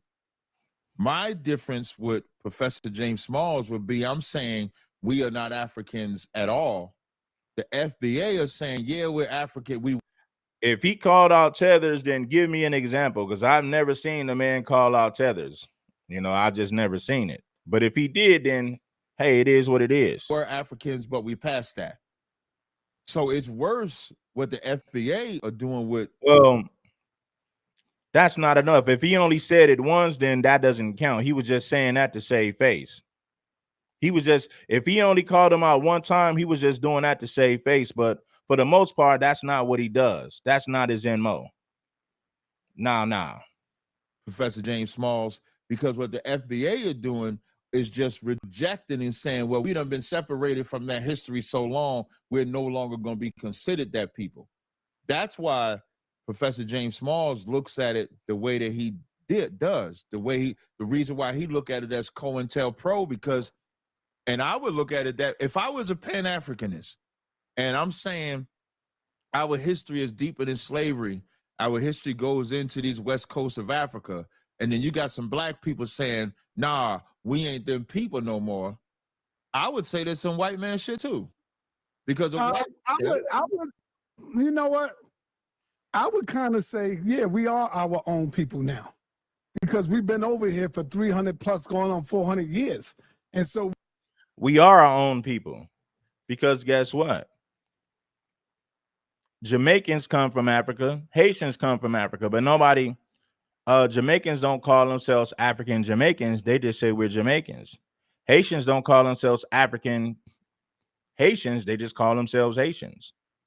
Everybody wants foundational Black Americans to identify as Africans. Why? You know why? Because we're great.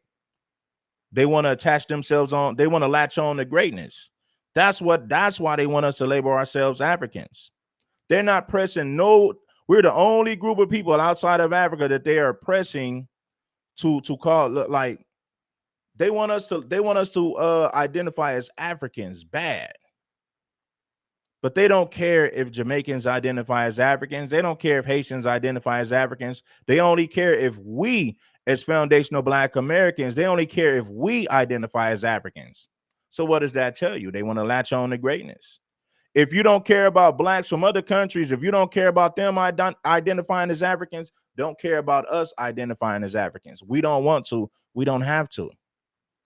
We understand the bloodline and where it goes back to, but we don't identify as Africans. We don't have to. We are foundational Black Americans. Jamaicans are Jamaicans. Haitians are Haitians.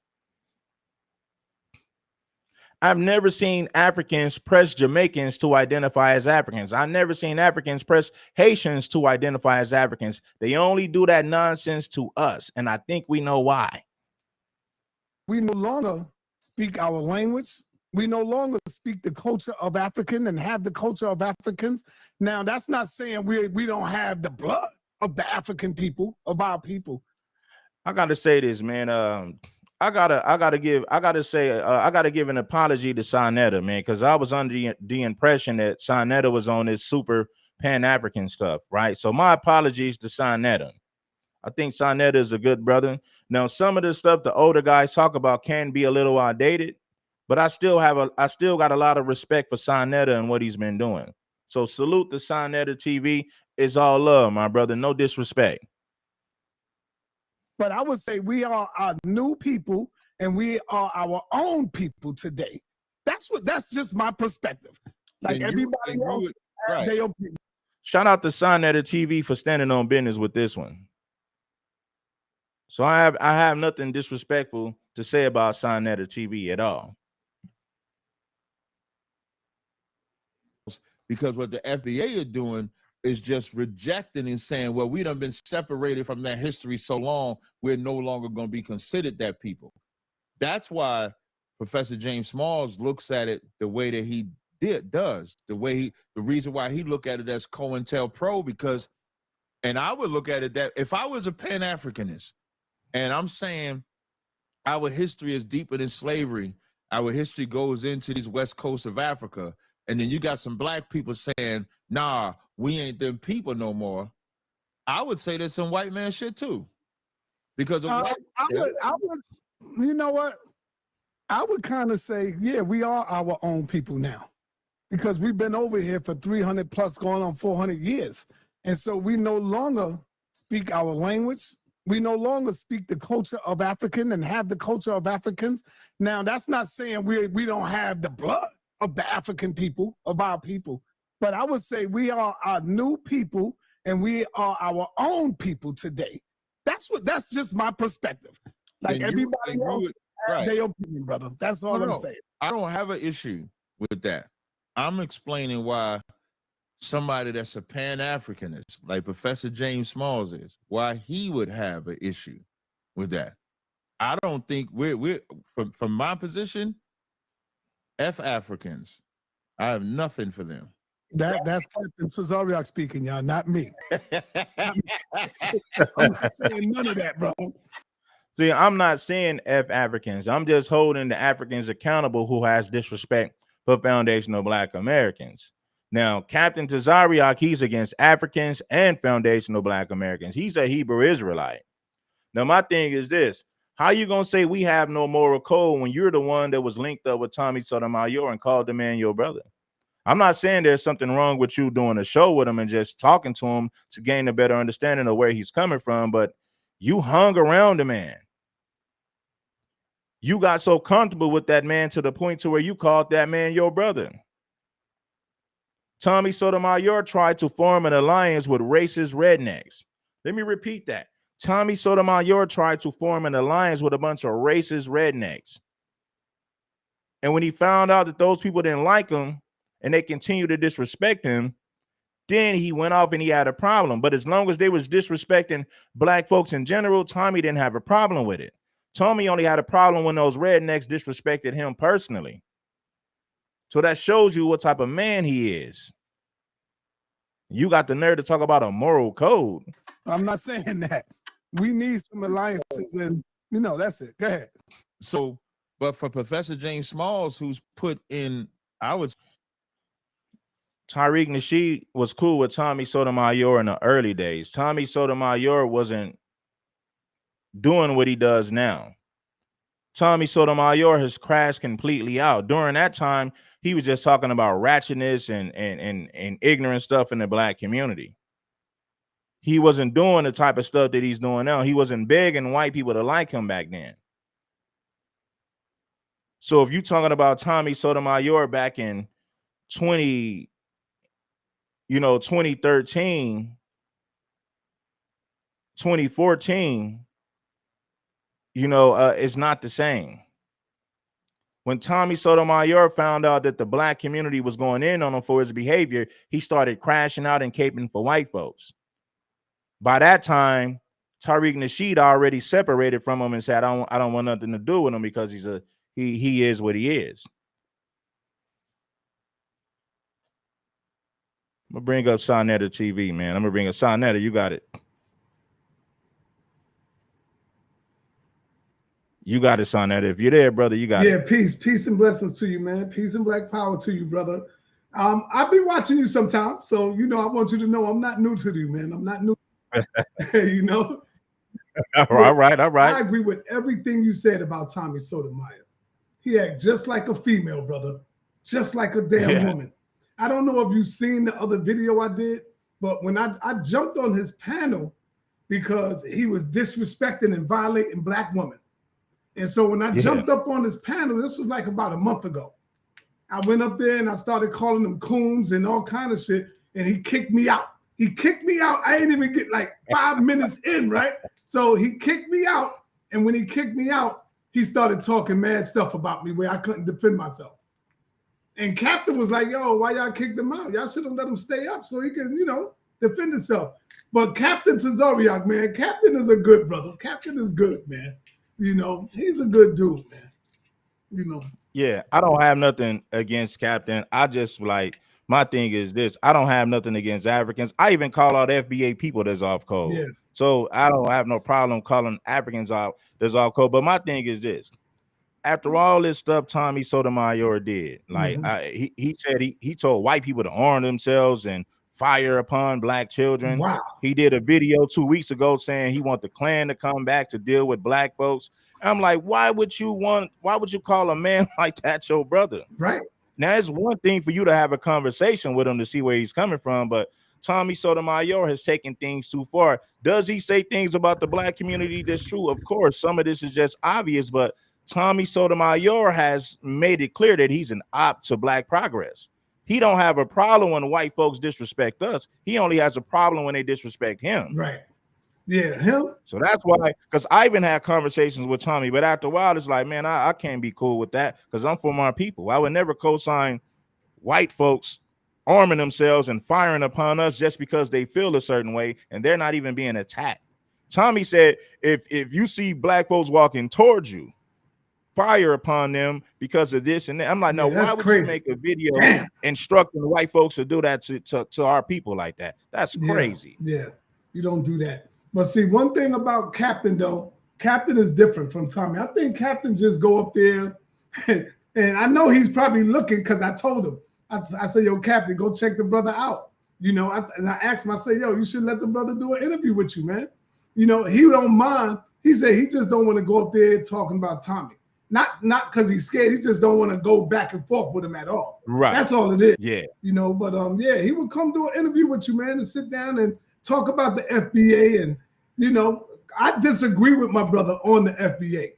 I disagree with him. And yeah, I used to at one point roll with the Pan-African stuff, but now I look at that and I'm like, nah, man, that's not who we are, brother. We're not that stuff, man. Yeah, and like I say, I apologize myself because people say, "Man, Saul was there," but when I listened to what you were saying, I'm like, "No, the brother's being fair and balanced. You know, he's not going in on Africans, Right. but he's acknowledging who we are and what we've accomplished in America." So when I listen to it myself, I'm like, "That's not what it is." And You you know, know what? yeah, That's strategy. You got to understand, we are still YouTubers. You see? And so you don't want to yeah, say the wrong thing to get up under people's skin. Next thing you know, they flagging your channel. They coming together. We need to get him out of here. You know, he hate Africans. So, you know, you got to be strategic with it, you know? Yeah, but I'm going to tell you right now, I stopped saying I was African because when I went to my mom's funeral, my uncle was there. My uncle did the service and everything. And he told me straight up, he said, yo, Frankie, he called me by my name, government. Yo, Frankie, don't you know that your grandpa, he was full-blooded, not Cherokee, damn, I just forgot that just now. Washita. He said, Washita. And I was like, what? Because I used to bang on the Indians too when they come in and say, yeah, we the Indians, we the Indians. And man, that blew my mind when he told me that. Hey, I said, yo, you got to send me everything on grandpa. Send me everything. He started sending me all his stuff, all the works. And I'm looking, I'm like, wow, look at this, man. I said, we Indians, but not just all full-blooded Indians. You see, I'm not stupid. We ain't full-blooded, but there are some Native Americans here. We've been here. Yeah. I tell them we've been here before Columbus, bro. There were people here before some damn Columbus. Yeah. You know? Yeah. And in fact, Columbus never even made it to America. So what does that tell you? You see? Yeah. That's wild right there. Because I as I studied this, I said, well, maybe his people came to the Americas. It wasn't even him per se. Right. His people came and didn't he stop like in the Caribbean, something like that? Yep. Yeah, he never made it here. So. You know? Yeah. So the thing is this, man. Nobody forces Jamaicans to call themselves Africans. Nobody forces, Haitians to call themselves Africans. They want us to be Africans because they understand who we are and what we done. Right. So they've been fighting hard for us to label ourselves Africans. Yeah. I mean, they've been fighting hard to say, hey, you're African.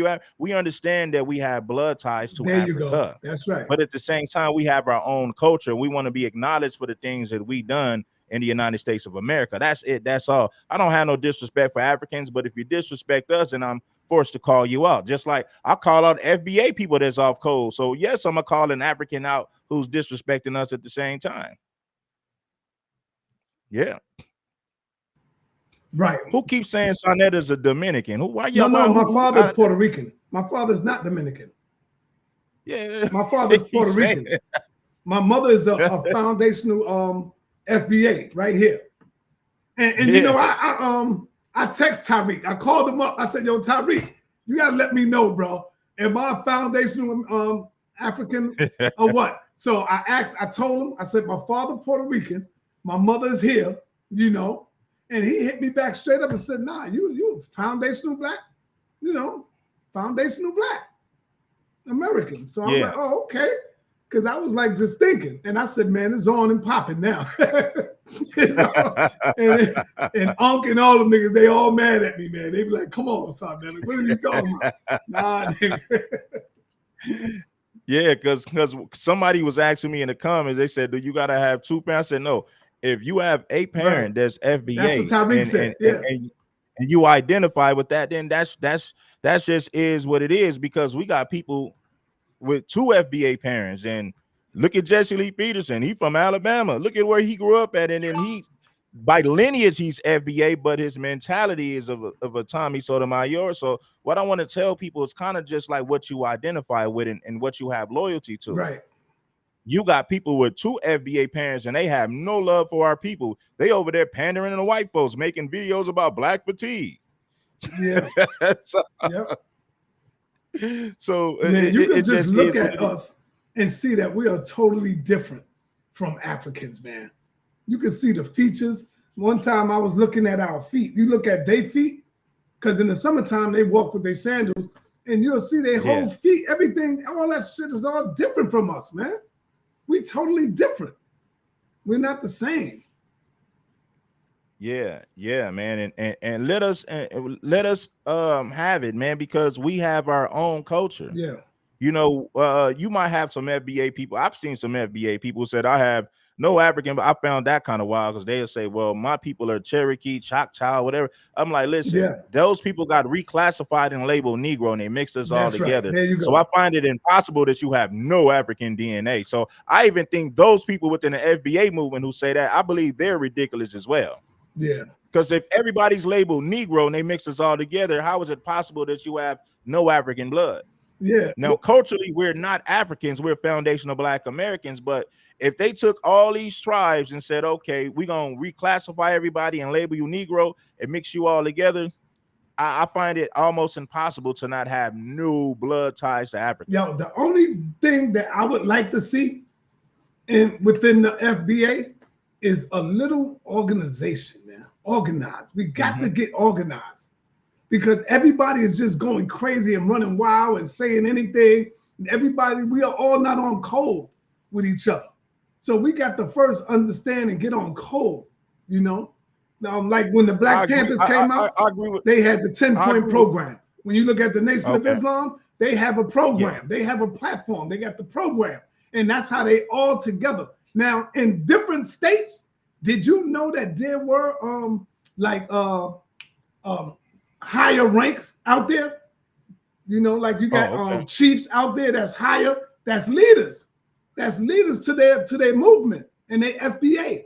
And they all wear the same clothes and all that. And they FBA.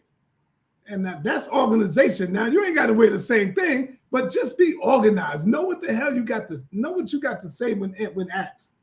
That's all. Yeah. Now one thing I will say, like by it being a lineage, and it ain't no leader, that also gives people the opportunity who are like you got people like they just found out when Elon Musk made people put their location when they go live. So it's a lot of people who've been speaking for FBA that's not even FBA. And they've been saying some wild stuff. So when we say it's just lineage, that does open the door for cosplayers and people to just come in and just say FBA. And we really don't know these people or where they come from. So I do agree that we need to establish more, but I think we're doing a better job with exposing the cosplayers because they've been throwing a lot of dirt in the game, man, because there's people from everywhere claiming FBA. And when people speak on FBA, a lot of times these are not FBA people speaking for FBA. Right. So that's muddy. That has muddied the waters as well. But I do agree with you on we got to tighten up and kind of narrow a lot of this stuff down. Yeah. Once they see a little organized organization with us, then they will understand, like, yeah, okay, they for real, they serious. You know.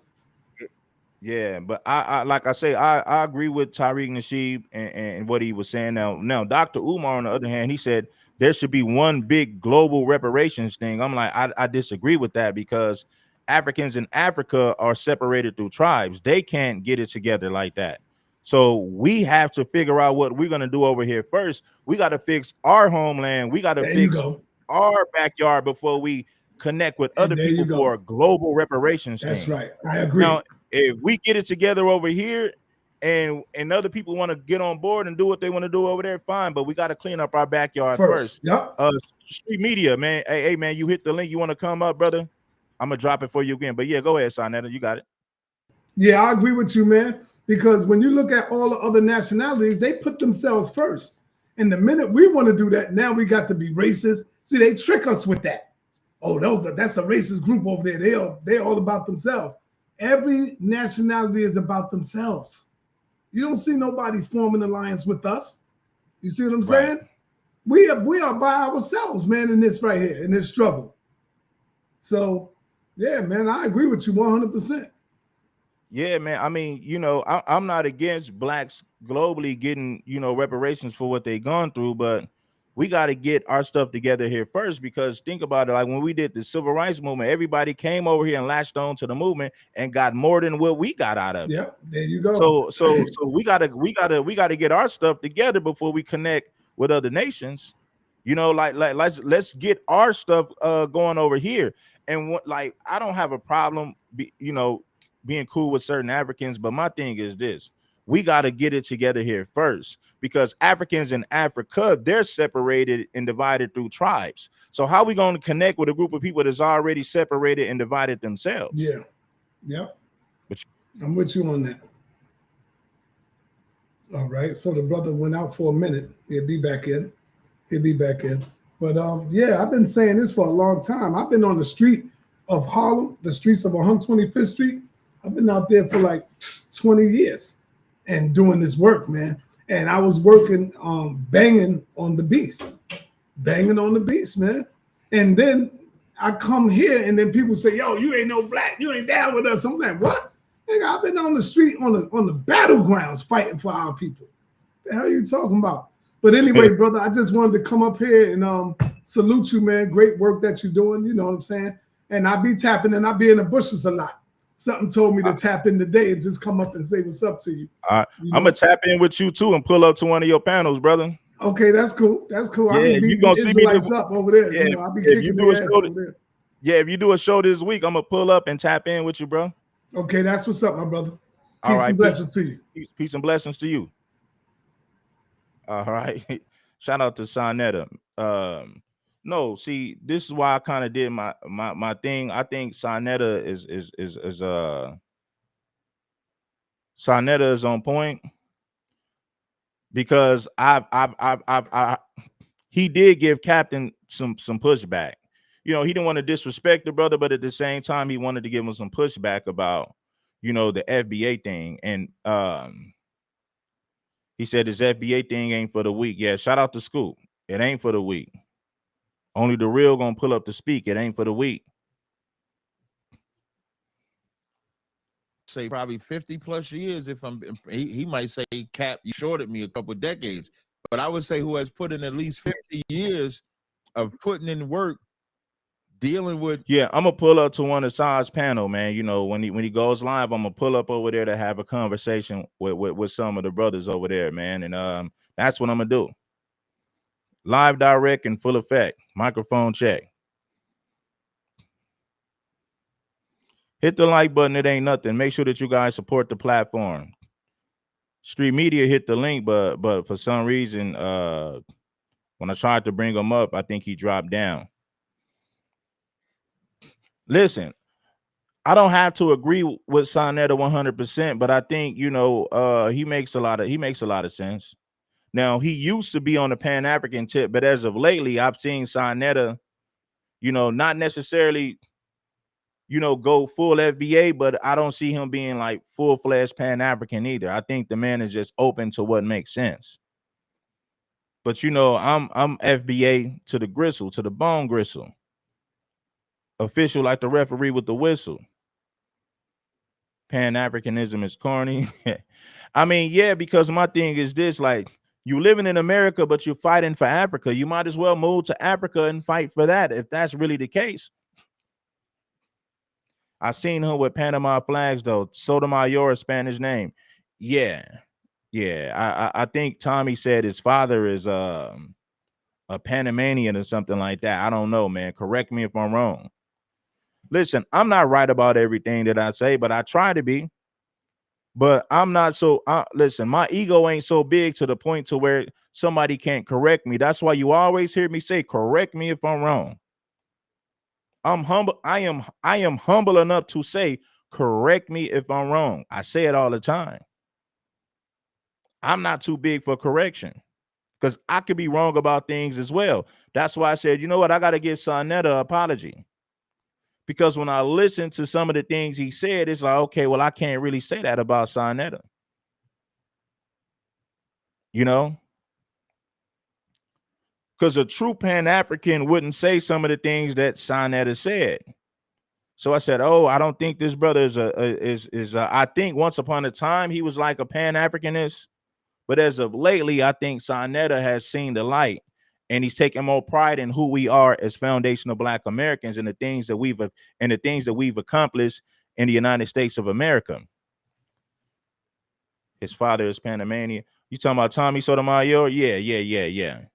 Yeah, that was my understanding as well. That was my understanding as well, that his mother was FBA and his father was Panamanian, Tommy Sotomayor.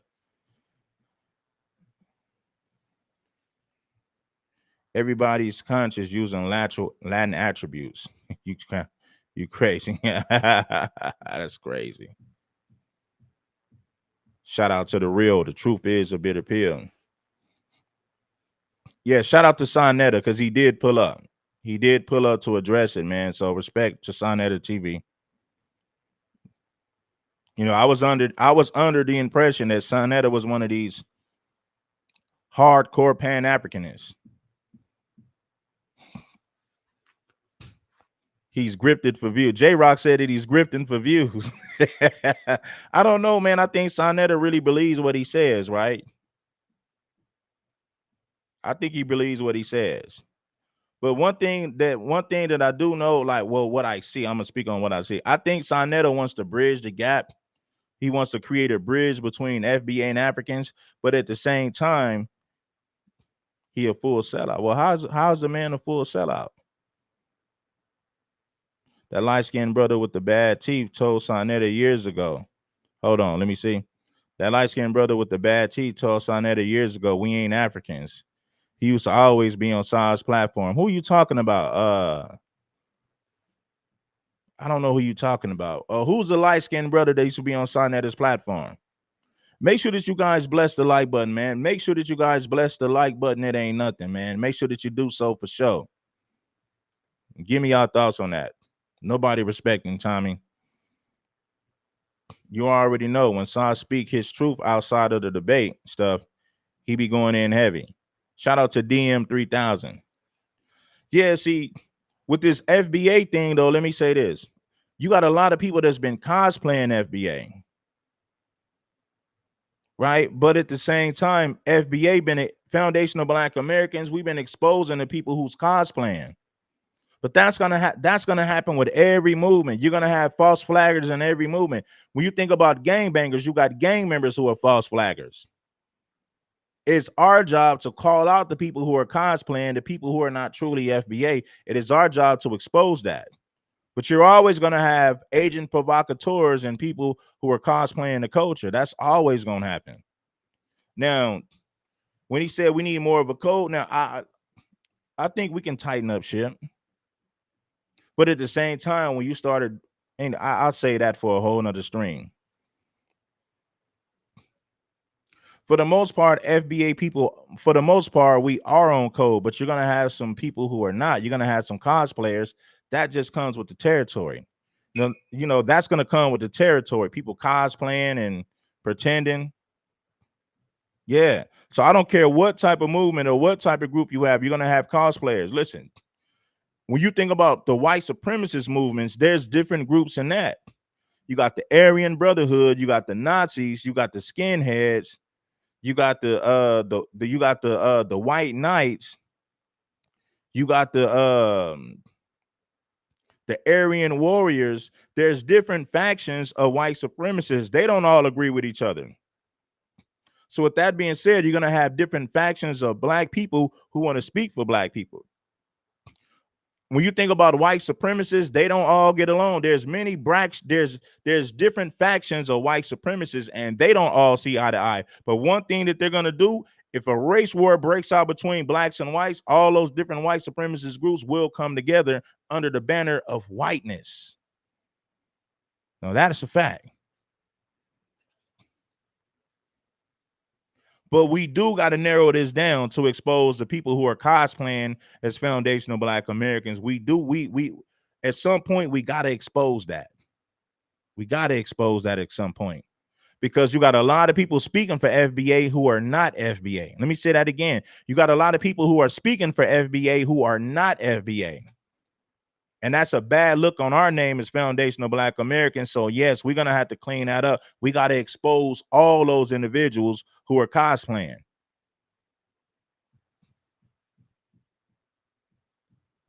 Different. He's probably been to Africa a couple of times. He's probably dealt with people over there. So for him to hear black people rejecting it, that's why he has a position. But I wouldn't attack Professor James Smalls. Professor James Smalls would get a pass because of his elder statesman, because of the work that he's put in.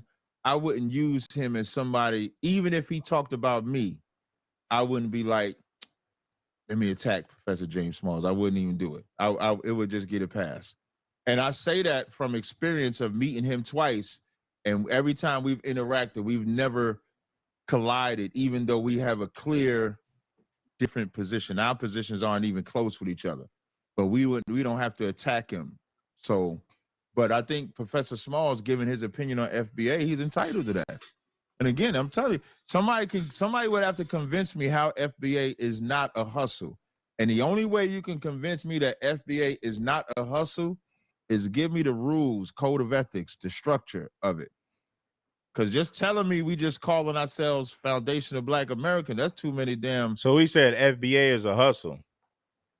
He said it's a hustle. That's what he said. He said it's a hustle. We can say that being a Hebrew Israelite is a hustle. And I don't have no disrespect for the Hebrew Israelites, but FBA is a hustle. No, it's much bigger than money. Being a foundational Black American is much bigger than money. It's way bigger than a hustle. So I find that to be disrespectful. I find that to be disrespectful.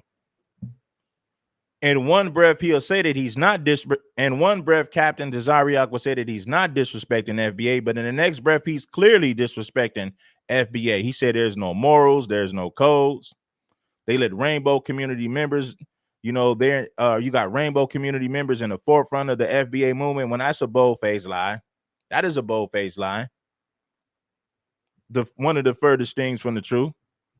Make sure that you guys bless the like button. It ain't nothing. Make sure that you bless that like button. It ain't nothing.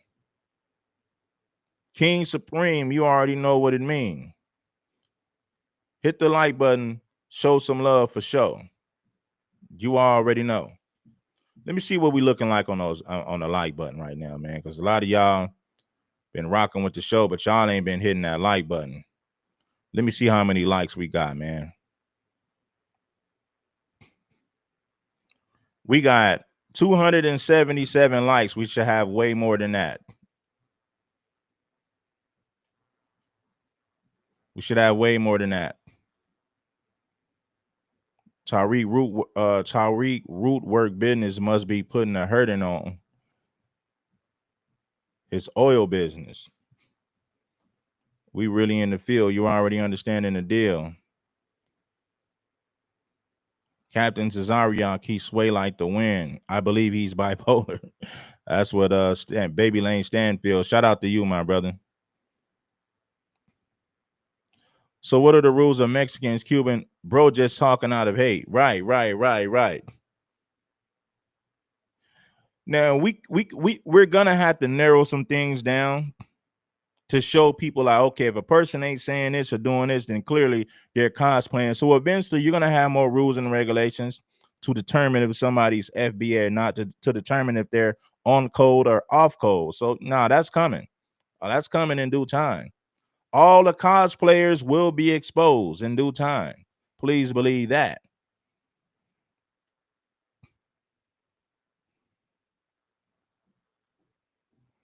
He said the leader of CAP's organization is led by a Jamaican.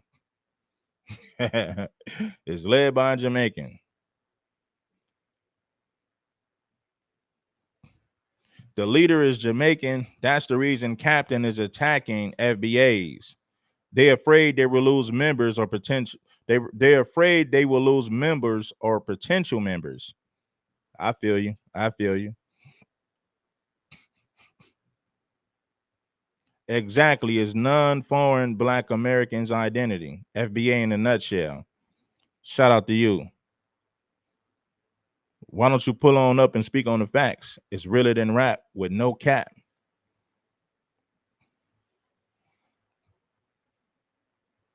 He said all the Captain Crunch's wives look like they played on a movie The Help. I don't know. I ain't never seen Cap wives, man. I ain't never seen them, and I really ain't gonna gonna dig into that. I'm just gonna I'm gonna deal with his talking points, right? Some people might want to roll some, that's their prerogative. I'm gonna deal with the man's talking points. Jamaica is a part of the 12 tribes, so don't bang on them. Let me ask you guys something. Do you guys believe that Mexicans and Latinos are Hebrews themselves? Are Mexicans and Hebrews, are Mexicans and Latinos considered Hebrews? See, now that's one thing that I disagree with the Hebrew Israelites. They're trying to tell us that somehow Mexicans are, they're our brothers. When Mexicans identify with the Spaniards, the conquistadors, and the Europeans. So when I see Hebrew Israelites try to tell me that Mexicans, these are the brothers of black folks, I don't agree with that at all. I don't believe that no Mexican is a part of no 12 tribes. I disagree with that 100%. Mexicans ain't got nothing to do with us and what we got going on. Mexicans identify with the Europeans, the Spanish conquistadors. So I don't see how they can claim that Mexicans are somehow a part of us. I can't rock with that. Once I heard the Hebrew Israelites saying that, I'm like, I can't rock with that. Mexicans and Latinos got a lot of anti-black racism in their culture. So there's no way that I'm gonna, that's crazy.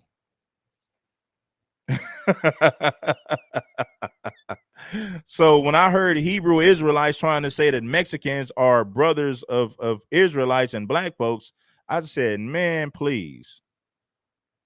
I can't get with that. Can't get with that. I wanna get with you.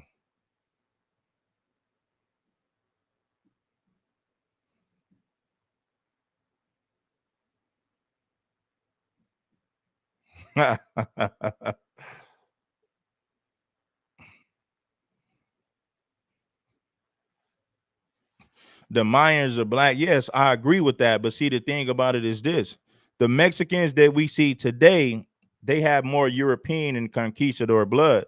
They're not the Mayans. They're not the true Aztecs. The Aztecs in Mexico were completely different from the Mexicans you see today. The Mexicans you see today identify with Europeans. This is why Mexicans, for the most part, put white in the census. They claim to be white in the census.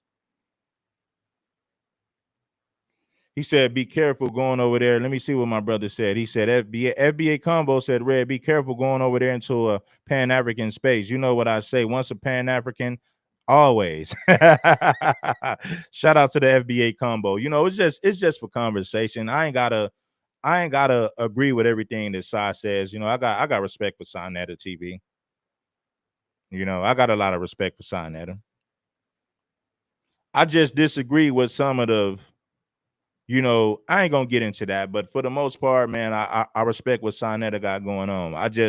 All the Pan-African stuff and the black woman is God and all that.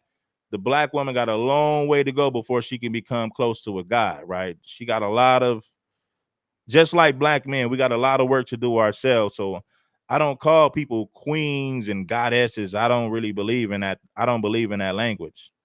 Modern women haven't earned that title of being called a goddess or a queen. They just haven't earned that yet.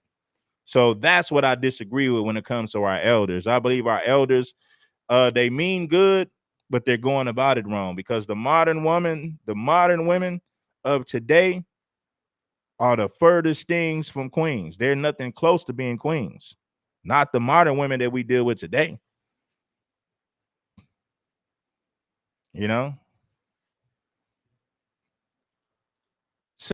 Syllables for me. Foundational black. Who are you? Foundational black American. That don't even. It sounds corny and shit to me personally. Well, brother, there's a lot of Israelites that's around here. They got to be foundational black American as well, but they call themselves Israelites. Shout out to our Keith said, Captain disappointed me with trying to make FBA a group ideology. We have to keep driving the point that is simply a name change that is more accurate and exclusive. Shout out to you, man, for the super chat. I appreciate you, and that is realer than rap. But I understand the OGs, man. We can't expect for the OGs to think the way that we think, because they come from a completely different era. So that's why I said, okay, I understand why Sonetta and some of the older brothers view black women in the light that they view them in. But what I'm saying is, in modern times, the black woman of today is nothing like the black woman of yesterday. And you're not going to get anywhere rolling out the red carpet calling modern women queens. You know what I mean? They got to deserve that treatment. They got to deserve it before they listen. They must earn it before they deserve it. If you went around calling all black women queens and just rolling out the red carpet, if you went around calling all black women queens and just rolling out the red carpet for them, they would take full advantage of you and treat you like a sucker. We understand how the modern black female is because the modern black female, for the most part, is a feminist. Now, shout out to the black sisters who are not feminists, but anything over 50% is the majority. And for the most part, a lot of modern women, whether they be white, black, or whatever, they have subscribed to feminism, the feminist movement, and that makes them, and that puts them in opposition to men because they don't believe in the patriarchy. You know, women like that want protection, but they refuse to accept any correction from a black man for the most part. I'm not saying that there's no black men that they'll listen to, but what I'm saying is the modern female wants protection, but she wants no correction from a black man.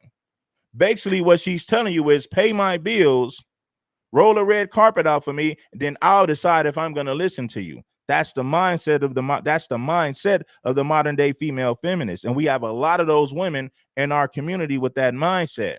If you're dealing with modern women, you're going to say Red Supreme is telling the truth because unfortunately, a lot of our women have developed that mindset. Hit the like button. It ain't nothing. Yeah. A lot of these modern females want to use you as a human ATM machine. Pay my bills. What can you do for me while bringing absolutely nothing to you? While bringing no value to your life, but they want you to give them the red carpet treatment. Please believe it. You got to make these women earn what they get. You got to make these women earn what you give them. Treating them like queens and rolling the red carpet out will get you nowhere with the modern woman. She will listen, homie, the modern woman will walk all over you with that simp mentality. She'll disrespect you and take advantage of you when you give her things that she don't, when you give her things that she never worked to earn, when you give her things that she doesn't deserve. That modern woman will run all over you with that simp mentality. You better make these women earn what you give them. By their logic, by their logic, I'm FBA. That's what I'm talking about. What I'm saying is, outside of that, okay, we FBA, now what? That's what I'm saying. Use him as somebody, even if he talked about me, I wouldn't be like, let me attack Professor James Smalls. I wouldn't even do it. It would just get a pass. And I say that from experience of meeting him twice. I love FBA sisters too. I really do, but I got to hold them accountable for their behavior. Holding black women accountable doesn't mean that I don't love them. Matter of fact, when somebody holds you accountable, that means that they love you and they want you to do better. If you give a kid things without disciplining them, you don't love them because what you're doing is you're not giving them structure. You're not giving them discipline and order. So when you roll the red carpet out for the woman, regardless of her attitude and behavior, that's a major disservice to black men in the community, because what you're telling these women is they deserve the better things in life, the finer things in life, even if they don't respect, what you're saying is they don't need to have respect for men. They don't need to have the utmost respect for a black man. They deserve it just because they're black females. And it's not based on their behavior. You're rewarding them just because they are black females, and you're not rewarding them for their behavior. We must reward women for their behavior.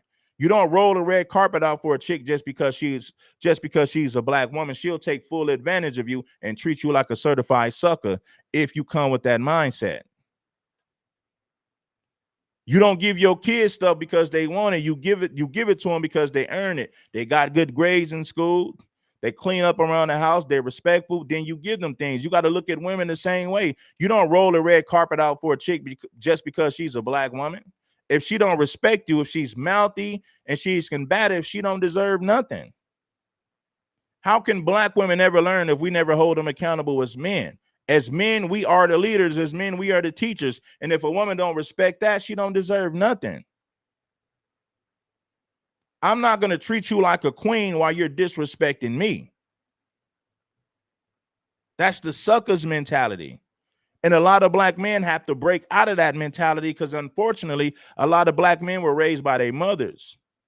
A woman who was unruly, talking loud, no respect for a man. You never seen your mother submit to a man. So you don't have a problem dating a woman who's mouthy and combative because you saw your mother behave like that. So a woman who's unruly and mouthy is normal to the average black man because he saw his mother behave that way. She was unruly, outlandish, and disrespectful. So you grew up and date the same type of woman that is now disrespecting you. But you don't know no better because in your mind, that's normal because you've seen your mama and your aunties running their mouth, saying that a man can't tell them what to do. So you don't have a problem tolerating disrespect for the black woman. Unfortunately, a lot of us black men have developed that mentality because a lot of us, unfortunately, has been raised by these same type of women. So this is why you have so many brothers in the conscious community who refuse to hold the black woman accountable for anything. And every time we've interacted, we've never collided, even though we have a clear different position. Our positions aren't even close with each other, but we don't have to attack him. So, but if you treat a black woman like a queen without making her earn things, she will run all over you. That woman will disrespect you. I'm telling you what I know. I'm not telling you what I think. I love black women. I got a lot of love for black women, but we must hold them accountable for them to become. We got to hold them accountable if we want them to become better women. Rewarding bad behavior is not going to make them become better women. It's going to make them worse. I think Professor Smalls giving his opinion on FBA, he's entitled to that. And again, I'm telling you, somebody would have to convince me how FBA is not a hustle. And the only way you can convince me that FBA is not a hustle is give me the rules, code of ethics, the structure of it. Because just telling me we just calling ourselves Foundational Black American, that's too many damn syllables for me. Foundational Black, who are you? Foundational Black American. That don't even, it sounds corny and shit to me, personally. Well, brother, there's a lot of Israelites that's around here. They got to be Foundational Black American as well. But they call themselves Israelites. By their logic, by their logic, I'm FBA. You know what I'm talking about. What I'm saying is, outside of that, okay, we FBA, now what? That's what I'm saying. I'm asking you, so like, we FBA, now what? That's what I'm asking. Like, okay, now we FBA, now what? Like what?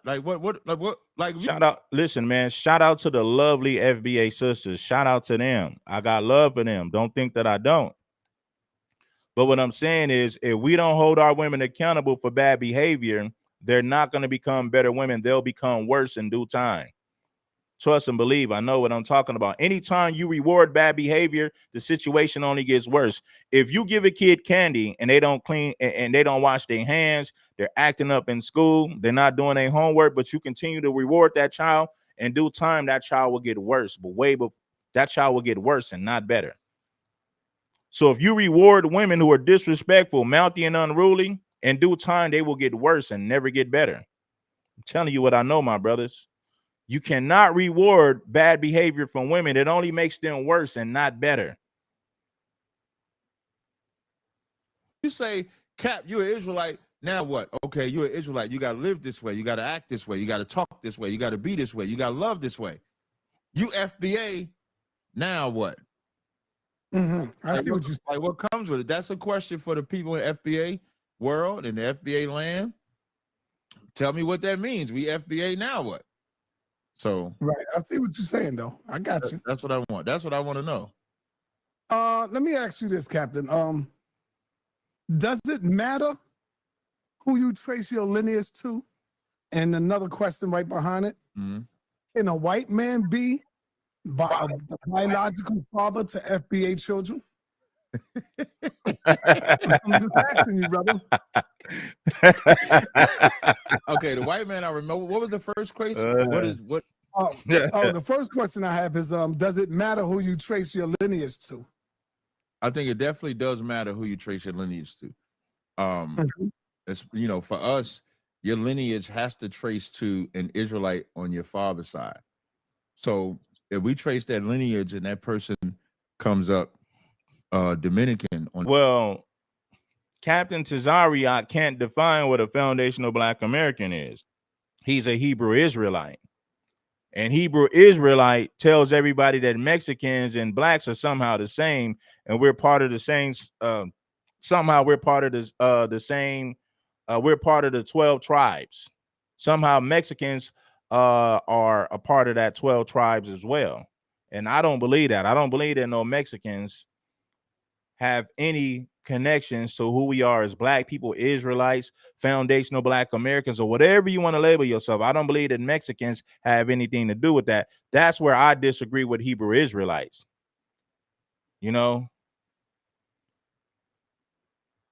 their father's side, they're one of us. If it comes Palestinian, it's not one of us. If it comes up white, it's not one of us. Chinese. So do you guys agree with that? Well, I don't have to ask you if you agree with that. Captain Tazaryach can't determine what a foundational Black American is. He's a Hebrew Israelite. He needs to speak on that. Captain Tazaryach does not decide who's an FBA and who is not. That's not up to him.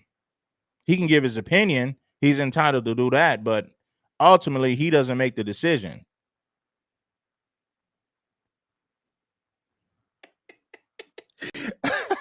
Okay, the white man I remember. What was the first question? What? The first question I have is does it matter who you trace your lineage to? I think it definitely does matter who you trace your lineage to. It's, for us, your lineage has to trace to an Israel. Shout out to Mississippi Macho, for the cash app. I mean, for the super chat. He said, if there's different tribes in Africa, what makes you think they're not different tribes here in America? Exactly. Everybody in Africa is not the same. So everybody in the United States of America or the Americas, we are not all the same. How can Africans, if we understand that Africans are not all the same, there's different tribes, there's different languages, different cultures, different religions in Africa, why would we lump ourselves all together in the United States of America? I mean, it doesn't make sense. You had different native tribes, different tribes. So we're not all the same in America if they're not all the same in Africa. That's only common sense. Shout out to Mississippi Macho for the super chat. If we trace that lineage and that person comes up Dominican on their father's side, they're one of us. If it comes up Palestinian, it's not one of us. If it comes up white, it's not one of us. Chinese is not one of us. But if it comes up Puerto Rican, it's one of us. If it comes up Jamaican, West Indian, Cuban, Native Indian, Seminole Indian, if it comes up like that as one of us, then it's one of us. Somebody said FBA is made up by the devil. No, African American was made up by the devil. These were names that were given to us. Now that we took the time to label ourselves, everybody has a problem with it, but nobody has a problem with the label that white folks gave us. White people told you you was a Negro or an African, you ran with it. You didn't say that was a name given to us by the devil. But when Black folks name ourselves, when we label ourselves as foundational Black Americans, you people got a problem with that. That is ass backwards. So you ain't got a problem with names and labels that the white man give you. But when we give ourselves a label in the name, you got a problem with that. That is backwards. But it got to come up FBA land. Tell me what that means. We FBA now what? So right, I see what you're saying though. I got you. That's what I want. That's what I want to know. Let me ask you this, Captain. Does it matter who you trace your lineage to? And another question right behind it. Mm-hmm. Can a white man be a biological father to FBA children? I'm just asking you, brother. Okay, the white man I remember. What was the first question? What? Oh, the first question I have is, does it matter who you trace your lineage to? I think it definitely does matter who you trace your lineage to. Mhm. It's, for us, your lineage has to trace to an Israelite on your father's side. So if we trace that lineage and that person comes up Dominican on their father's side, they're one of us. Yeah. If it comes up Palestinian, it's not one of us. If it comes up white, it's not one of us. Chinese is not one of us. But if it comes up Puerto Rican, it's one of us. If it comes up Jamaican, West Indian, So Cuban. basically, he's saying if you got a white daddy, you ain't FBA. Your mama can be FBA, but if your daddy white, brother, you ain't FBA. That's what Captain is saying. Native Indian, Seminole Indian. If it comes up like that as one of us, then it's one of us.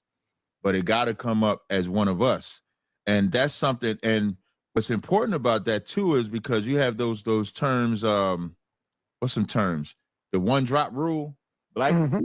or white people came up with the one drop rule where it didn't matter if you was black, if the mother or father was black, you was black. The one drop rule. That don't make sense.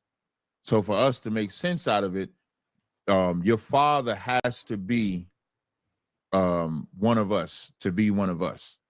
So that is important. Now, as far as can a white man be FBA, that might be a question when them FBAs come up here because Can the white man be the biological father that's what I'm of the saying. of FBA children? Now, do you guys agree with that? If your mother is FBA, but your daddy is white, do we consider this person FBA? I want to get some feedback in the chat. I want to get some feedback in the chat. If your daddy is white, but your mother is FBA, do we consider that person FBA? Give me y'all thoughts in the comments. If it got a black mother, can it be FBA? I saw. Listen, Sai, when you were saying how when the FBA told you wasn't foundational, a FBA person in your chat said, "Sai, your mother's foundational. Whoa. You're foundational." So, okay. so, but Sai, you don't know if that's correct. Shout out to Salty Balls for the super chat. He said when Jesse Jackson came up with African American, he was trying to show solidarity with South Africa in 1988. We helped to beat the apartheid and came back to bite us as Pan-Africanism. Doesn't believe in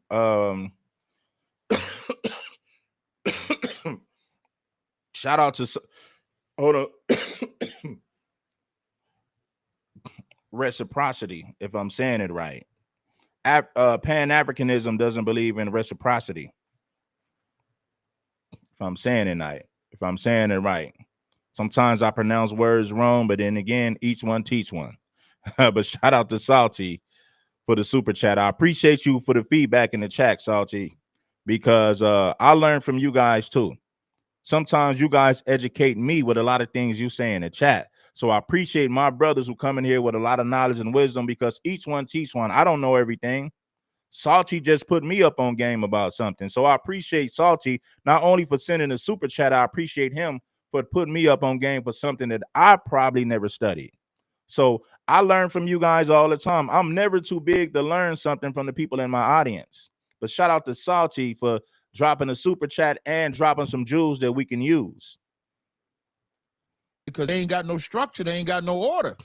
So his FBA terminology could be as long as your mother's black, you foundational. Somebody else FBA terminology could be your father and mother got to be black or just the father. So the FBA got to decide. See, one thing with the Israelites, we all consistent. If your father is an Israelite, you're an Israelite. So you got to ask, that's a question we got to ask them. Well, Tariq Nasheed said if one of your parents is FBA, then you're FBA.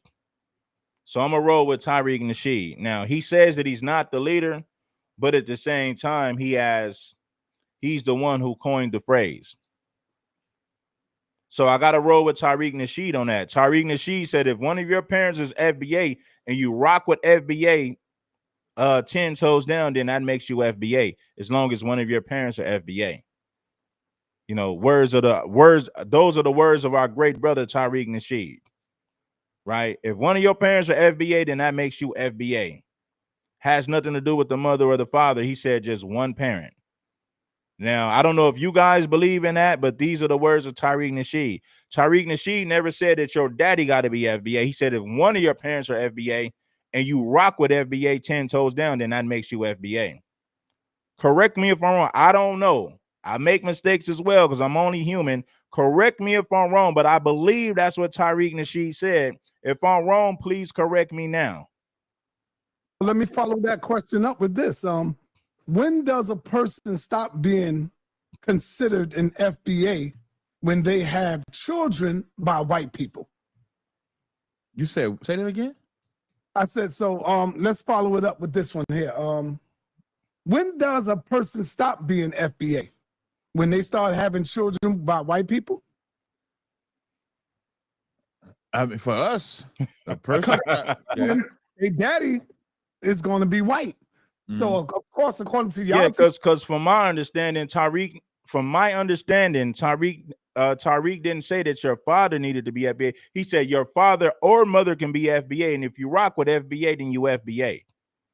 As long as you 10 toes down with the movement and one of your parents are FBA, then you're considered FBA. That's my understanding. Correct me if I'm wrong, please. Teaches the child is white man. He's going to be a white man or a white woman. Say that one more time. Yeah, no. For us, for us, the minute that woman has a child with a non-Israelite, that whole line is no longer Israelites. Now let's go with FBA. Let's say the woman, the FBA woman, have children by a white man, and we know that this goes on. It's all around us, right? Right. So now, what about them children? Are they no longer FBA and they just considered pushed to the side? To me, they would no longer be FBA. Right, and that's why we said we need to get some standards here. Yeah, exactly. They gotta. I see what you're saying. Yeah, like they gotta. Like if they want to just be taken seriously, even by black people, there gotta be some structure and rules. Let me tell you what happened, right, with the Black Panther Party. Okay. There was the 12 steps. 12 steps. Yeah, they had the 12 Black Panther Party. Right. And that was like rules and laws right there. You know that you got to have them steps and write down them steps. And I think that right there will help a lot. And it would also organize the people a little better. Shout out to Sonnetter TV, man. Sonnetter pulled up, man. I appreciate you, my brother, for pulling up. Like I said, I had to give my apology to Sonnetter TV because he was very respectful. And he called it right down the middle. He didn't disrespect Africans. He didn't disrespect foundational Black Americans. So shout out to Sonnetter TV. You know, it would bring some organization to the movement. Right. And I think that's what is missing. Yeah, like would they consider like Lenny Kravitz? Is he FBA? Who is Lenny Kravitz? Lenny Kravitz is a singer. His mother is the woman from Good Times, but she was married to a white. Well, what about Bob Marley? Is Bob Marley father's white? Now I heard that Bob Marley's mother was Jamaican and his daddy was white. So do we say that Bob Marley wasn't Jamaican because his daddy was white? I mean, I'm just saying. Some people say if you came out of the womb of a white woman, then you are white. Doesn't matter if your father is black. Some people say as long as your father is black, it doesn't matter if you come out the womb of a white woman, you are still black. So I guess it depends on the person. Right? Now, I want to ask you guys in the comments. I want to get some honest feedback. Keep it a stack. Keep it a buck with me. If your daddy is white, but your mother is FBA, do we consider that child FBA if the daddy is white, but the mother is FBA? Give me some feedback in the comments. Oh, Lordy. I'm not a mother. I think the father. One of them was played on, not Good Times. One of them played on the Jeffersons. His mother played on the Jeffersons. He's a good singer. But he's a white man to us, but he looks black. Like he got brown skin because his mother got brown skin. So I wonder would he be FBA? Here's a tough question for you, Captain. What's the tough question? Let me hear. This is going to be a tough question for you, brother. Go on with it. Hold on. Look, hey, it must be a Shout tough. out to Salty. I gotta read Salty's super chat. He said in the late 80s, hip hop groups brought awareness and Mandela's plight. All FBA was mobilizing, pressuring American corporations to stop doing business with South Africa. This led to the financial collapse of South Africa, freeing Mandela. Shout out to Salty. Like I said, man, I appreciate Salty. Salty got a lot of knowledge and wisdom, and I appreciate you for sharing your knowledge and wisdom with us on this platform, my brother. He said in the late 80s, hip hop groups brought awareness to Mandela's plight. Nelson Mandela. I don't know if you guys, you know who Nelson Mandela is. Shout out to Nelson Mandela. In the late 80s, hip hop groups brought awareness to Mandela's plight. All FBAs were mobilized and pressuring American corporations to stop doing business with South Africa. This led to the financial collapse of South Africa, freeing Mandela. Shout out to Salty for dropping that knowledge and wisdom. Question. I got the brother choking on this. Like, what's happening right now? Go ahead. Can LGBTQ community help strengthen the goals? L. That's L. That's not I. That's an L. LGBT. Yeah, LGBTQ. Mm-hmm. Can they help strengthen the movement? Not only the movement of FBA, but also the movement of Israel. Of Israel, brother. No, you man. They can't strengthen the movement of ISUPK because Jesus wouldn't turn his back on them. He would try to clean them up. Jesus would not allow. You see what you? So Jesus would not allow a gay person to continue to be gay. 1 Corinthians 6:9 says, "Know ye not that no effeminate shall inherit the kingdom of God." So no effeminate shall inherit the kingdom of God. So that means no rainbow community members. That's words of Captain Tazaryach, not mine. I want y'all to hear that again. Now, I believe that the man is correct because I believe that he's well studied in the Bible. You know, shout out to Captain Tazaryach for that. Now, I don't dislike Captain Tazaryach. I have no smoke with the brother. I just disagree with certain things. With Sonetta, I got love for Sonetta. Sonetta is our brother. I believe that Sonetta means right. Shout out to our elders because the elders mean right. The elders laid down a lot of groundwork. So I don't want to come across like I'm disrespecting the elders. All I said is the elders sometimes can be a little too soft on the women, especially these modern women in the way that they operate. But overall, I think that the elders mean well, and I think they laid down a lot of good work that we can follow. So I got love for your side, Netta. Don't ever think that I was disrespecting you. It was all love, my brother. Salute. Captain Tazaryach, you said a lot of things about FBA that I disagree with, but I am not here to disrespect you either, my brother. I just gave a little pushback. I just gave some pushback to some of the things that you said, some of the things that you do. Now, some of the things that you said about FBA, I believe it was left field. But anyway, man, we're going to have a conversation. Ain't no hatred in my heart. There's no hatred in my heart at all. I'm a congratulator. Never been a hater. Can they help strengthen the movement? Not only the movement of FBA, but also the movement of Israel. Of Israel, brother. No, man. They can't strengthen the movement of ISUPK. He said Captain Tazaryach has a boss to report to. That's crazy. Because Jesus wouldn't turn his back on them. He would try to clean them up. Jesus would not allow. You see what you? So Jesus would not allow a gay person to continue to be gay. 1 Corinthians 6:9 says, "Know ye not that no effeminate shall inherit the kingdom of God." So let's say if that gay person wants to be a part or wants to be an Israelite, they would have to stop being gay. You can't be gay and be an Israelite. Just like you can't be. I got to give you pushback on this, man. Got to give you pushback on this. Right. Whether you like it or not, Captain, there's going to be homosexuals and lesbians inside of the movement of FBA. There are going to be Hold up.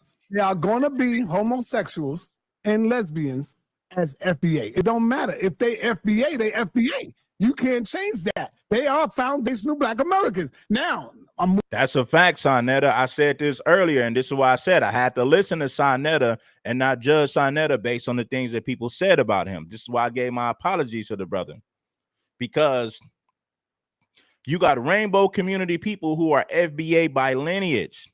So with that being said, we're going to have rainbow community people who are FBA.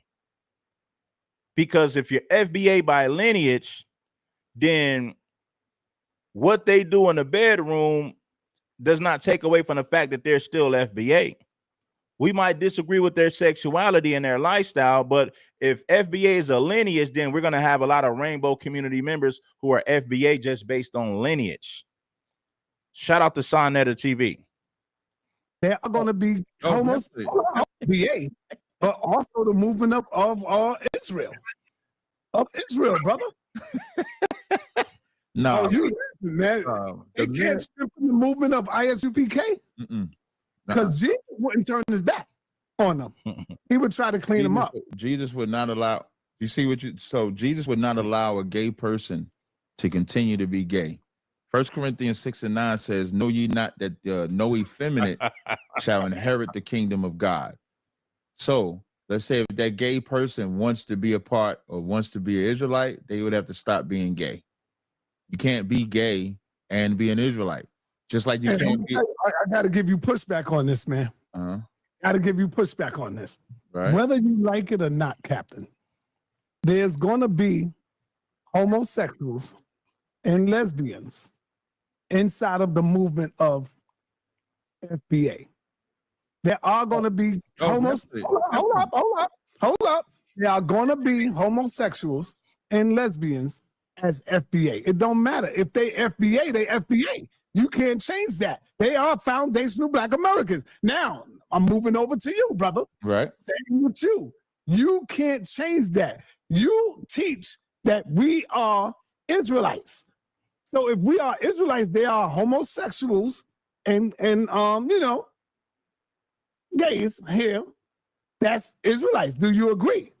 So let me broaden it so it can make. Yes.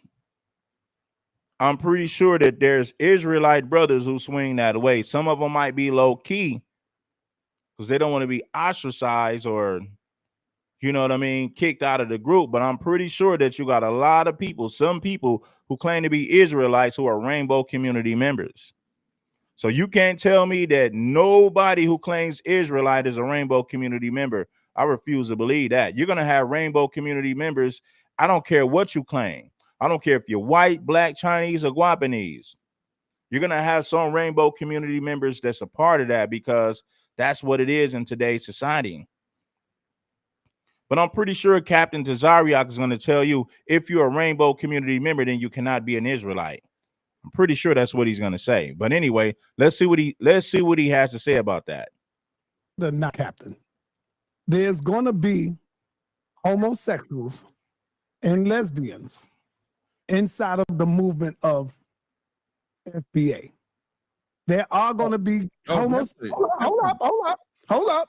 There are going to be homosexuals and lesbians as FBA. It don't matter. If they FBA, they FBA. You can't change that. They are foundational Black Americans. Now, I'm moving over to you, brother. Right. Listen, man, you're going to have rainbow community members everywhere. You're going to have, they're in politics. They're in gangs. Rainbow community members are in hip hop, politics, gangs, conscious and political movements. You're going to have rainbow community members everywhere. That is a known fact. You got police officers who are rainbow community members. You got people that's in the military who are rainbow community members. I mean, rainbow community members are everywhere. That is a known fact. I refuse to believe that there's no rainbow community members who are Hebrew Israelites. You can't change that. You teach that we are Israelites. So if we are Israelites, they are homosexuals and gays here. That's Israelites. Do you agree? So let me broaden it so it can make sense to everybody. A drug dealer can't be an Israelite either. The leader. Yes, he could. Yes, he could, brother. You got to. No, he can't. I'll tell you why he can. It doesn't matter to you. It's the Most High. He just went astray, but he's still an Israelite, brother, according to your teachings. See, he came over here on the slave ship according to your teachings, Captain. The African American, it don't matter if he's a goddamn pedophile, a drug dealer, or none of that. See, I want you to reason with me. He's still an Israelite. He's just a non-practicing Israelite, but he's an Israelite according to your teachings. And you can't stop. He's an Israelite based on his lineage. You said we are Israelites. You can't say that he's not an Israelite because you disagree with his lifestyle. But that doesn't mean that he's not an Israelite. Listen, I'm foundational Black Americans, and I might disagree with this person's lifestyle because they're part of the rainbow community. But just because I don't agree with their lifestyle, that doesn't take away from the fact that by lineage, this person is still FBA. Now, I may not agree with their lifestyle, but if FBA is a lineage, if being a Hebrew Israelite is a lineage, just because this person is a drug dealer or a rainbow community member, it doesn't take away from the fact that by lineage, they are still FBA, or by lineage, they are still a Hebrew Israelite. Shout out to Sonetta TV for breaking that down. We may not agree with their lifestyle, but it doesn't take away from the fact that they are FBA. Let me give you an example. Jesse Lee Peterson is a certified Sambo. But that doesn't mean that he's not FBA, because by lineage, Jesse Lee Peterson is FBA. He just happened to be a Sambo, and I disagree with his lifestyle. But by lineage, technically, he is still FBA. That rainbow community member, you may not agree with their lifestyle. But if we're judging this by lineage, he's a Hebrew Israelite or he's a foundational Black American. Just because I disagree with their lifestyle, it doesn't take away who they are by lineage. I can't take that away from you. You're a foundational Black American by lineage. I don't agree with your lifestyle. But if we're judging this by lineage, then yes, he is FBA. Jesse Lee Peterson is FBA, even though he happens to be a Sambo. This person might be a rainbow community member, but if we're judging this by lineage, technically these are still FBA people. We just disagree with their lifestyle. I can stop that. Just with FBA, it don't matter what they are. If they foundational Black Americans and they doing all this wicked stuff, they still foundational Black Americans, and they will get a piece of the pie.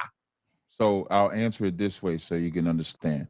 Answer it. Well, you're not the Sonetta TV now. If somebody's a rainbow community member, but by lineage, they're foundational Black Americans. If the government gave out reparations, they're not going to say you don't get reparations because you're a rainbow community member. No, they're still going to get reparations because by lineage, they are still FBA.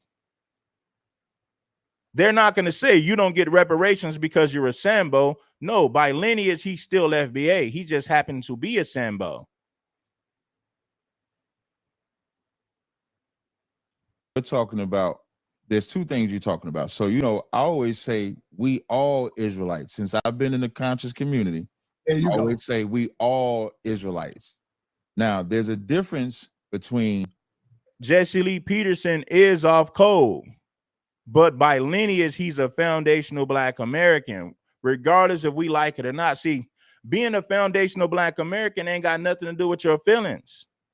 Yes, Jesse Lee Peterson is off code. Yes, he's a Sambo. But if we're judging this by lineage, then yes, he is foundational Black American. We disagree with his lifestyle. See, my thing is this. Your lifestyle doesn't take away from your lineage. Just because you're a Sambo or a rainbow community member, that doesn't take away from the fact that these people are foundational Black Americans. Being a foundational Black American ain't got nothing to do with your feelings. It's based on lineage. We're all Israelites, and then being a part of the movement. Those are two different things.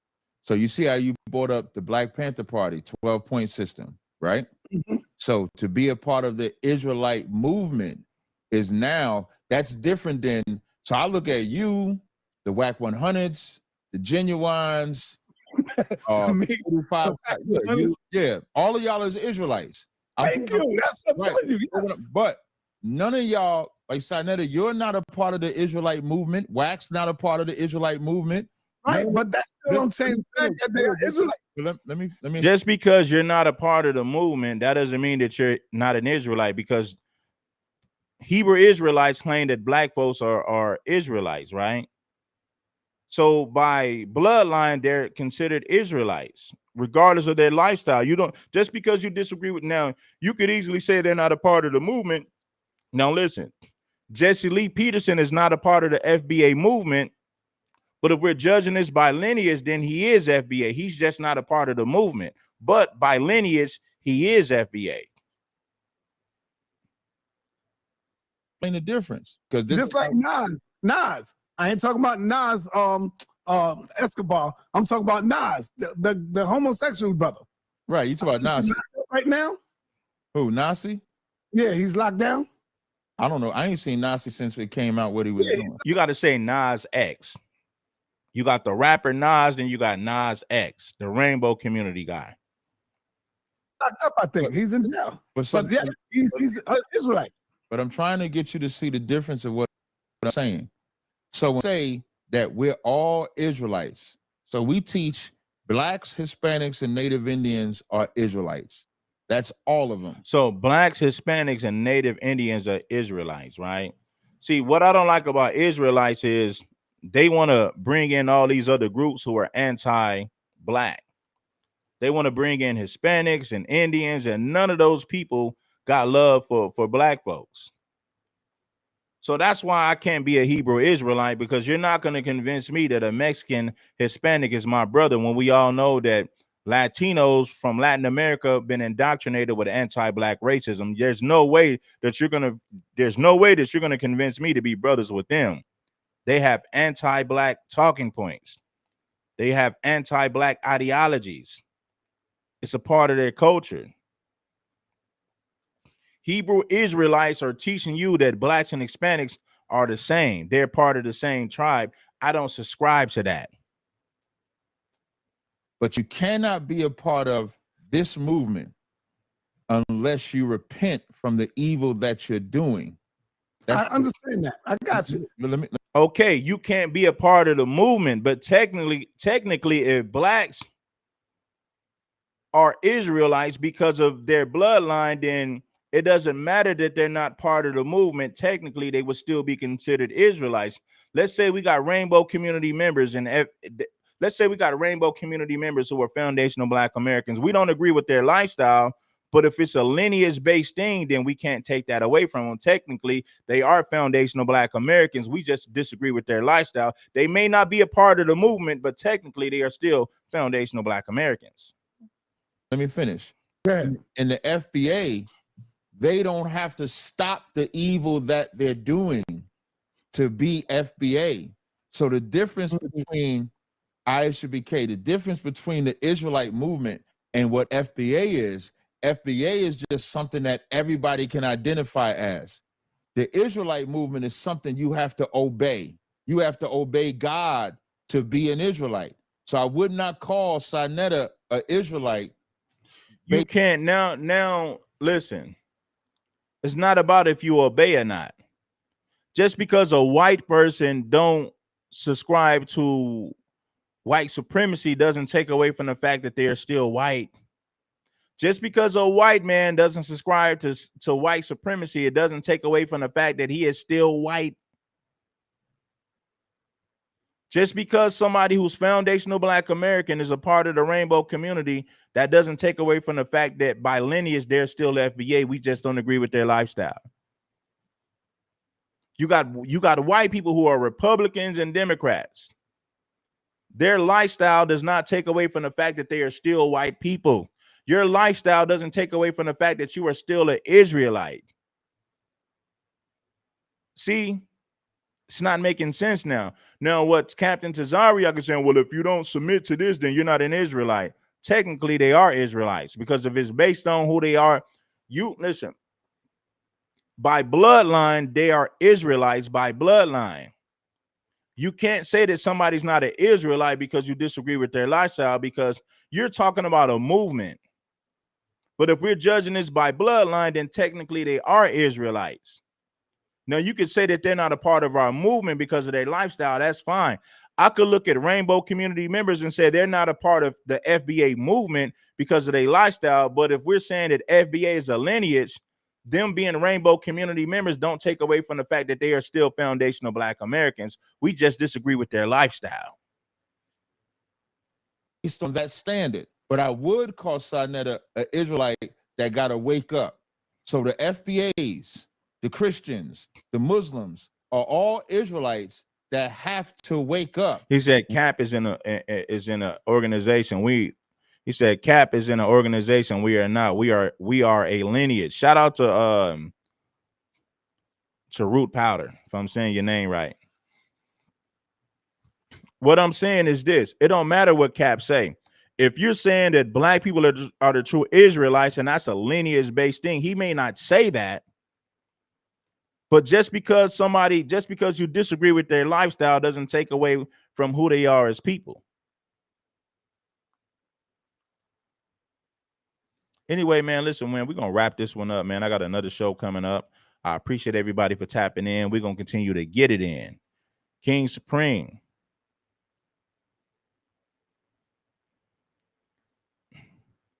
It don't matter if you accept them or not. That's like us saying just because this person, that's like us saying, okay, this person is Black, but they're a rainbow community member. So we're going to say that they're not Black. No, technically they're still Black. They're just rainbow community members, but it doesn't take away from the fact that they are Black just because they are rainbow community members.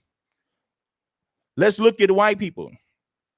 We can't say that somebody's not white because they're a rainbow community member. They're just rainbow community members, but it doesn't take away from the fact that they are still white. This person might be a rainbow community member, but it doesn't take away from the fact that they are still Asian. Asians may not agree with their lifestyle, but technically they are still Asian.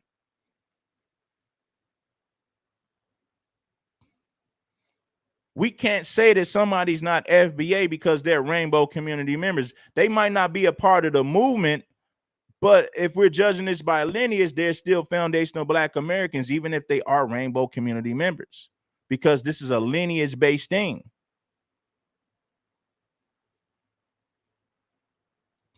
You got white people who are so-called N-word lovers. Just because they're N-word lovers doesn't take away from the fact that they are still white. You remember the N-word lovers during the Civil Rights Movement and prior to the Civil Rights Movement, and white people did harm to the N-word lovers? Just because they were N-word lovers, but it doesn't take away from the fact that they were still white people.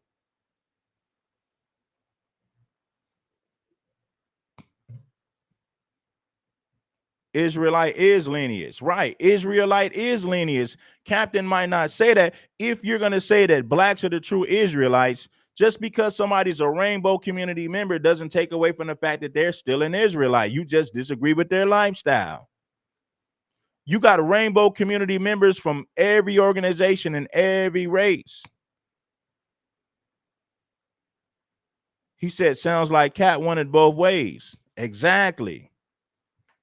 Once you wake up, then you can be a part of the movement. Example, if somebody is queer, the Christians, the Muslims are all Israelites that have to wake up.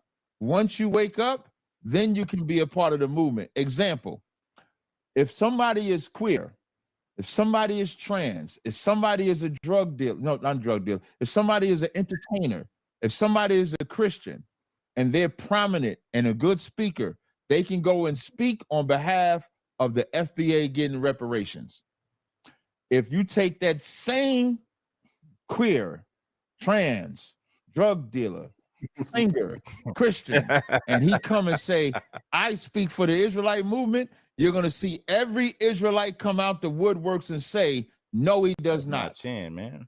Because he cannot speak for us. She cannot speak for us because they don't obey and follow the law, statutes, and commandments. Our morals separate those that can actually be a part of the movement and those that cannot. The FBA don't have the morality that says that. That's what separated. So I get what you're saying. You're saying at the surface level, we all Israelites. At the surface level, we all Right. FBA. You're right. But as far as the movement goes, that person that's breaking the law, statutes, and commandments cannot represent the Israelite movement, is what I'm saying. Now, with that, this is not about Israelites, but being that I got you here. Wait, before you say, I want to give an example. Make sure that you guys bless that like button and make sure that you subscribe to the channel. Bless the like button. It ain't nothing. Give an example. And this, and I actually, well, I ain't gonna say that part, but I'll tell you this. I'll tell you that part behind the scenes. But I'm gonna use this as an example. As prominent as Guerrilla Hebrew was, when it was found out what he was doing, we got rid of him. That's the difference. In the FBA, as prominent as Guerrilla it was, he would be allowed to still be prominent. It wouldn't matter what he was doing. That's the difference between FBA and Israelite. And I'm using Guerrilla because Guerrilla was a brother that was extremely popular. You could say, you could argue between him and I, if you wanted to, on that level. I put Commander Jenny Hunter above everybody, so he's not in this conversation. But when it comes to this world here, Guerrilla and Guerrilla and myself would be like the number one and number two. And as prominent as he was, when it was found out what he was doing, he could not exist in our movement anymore.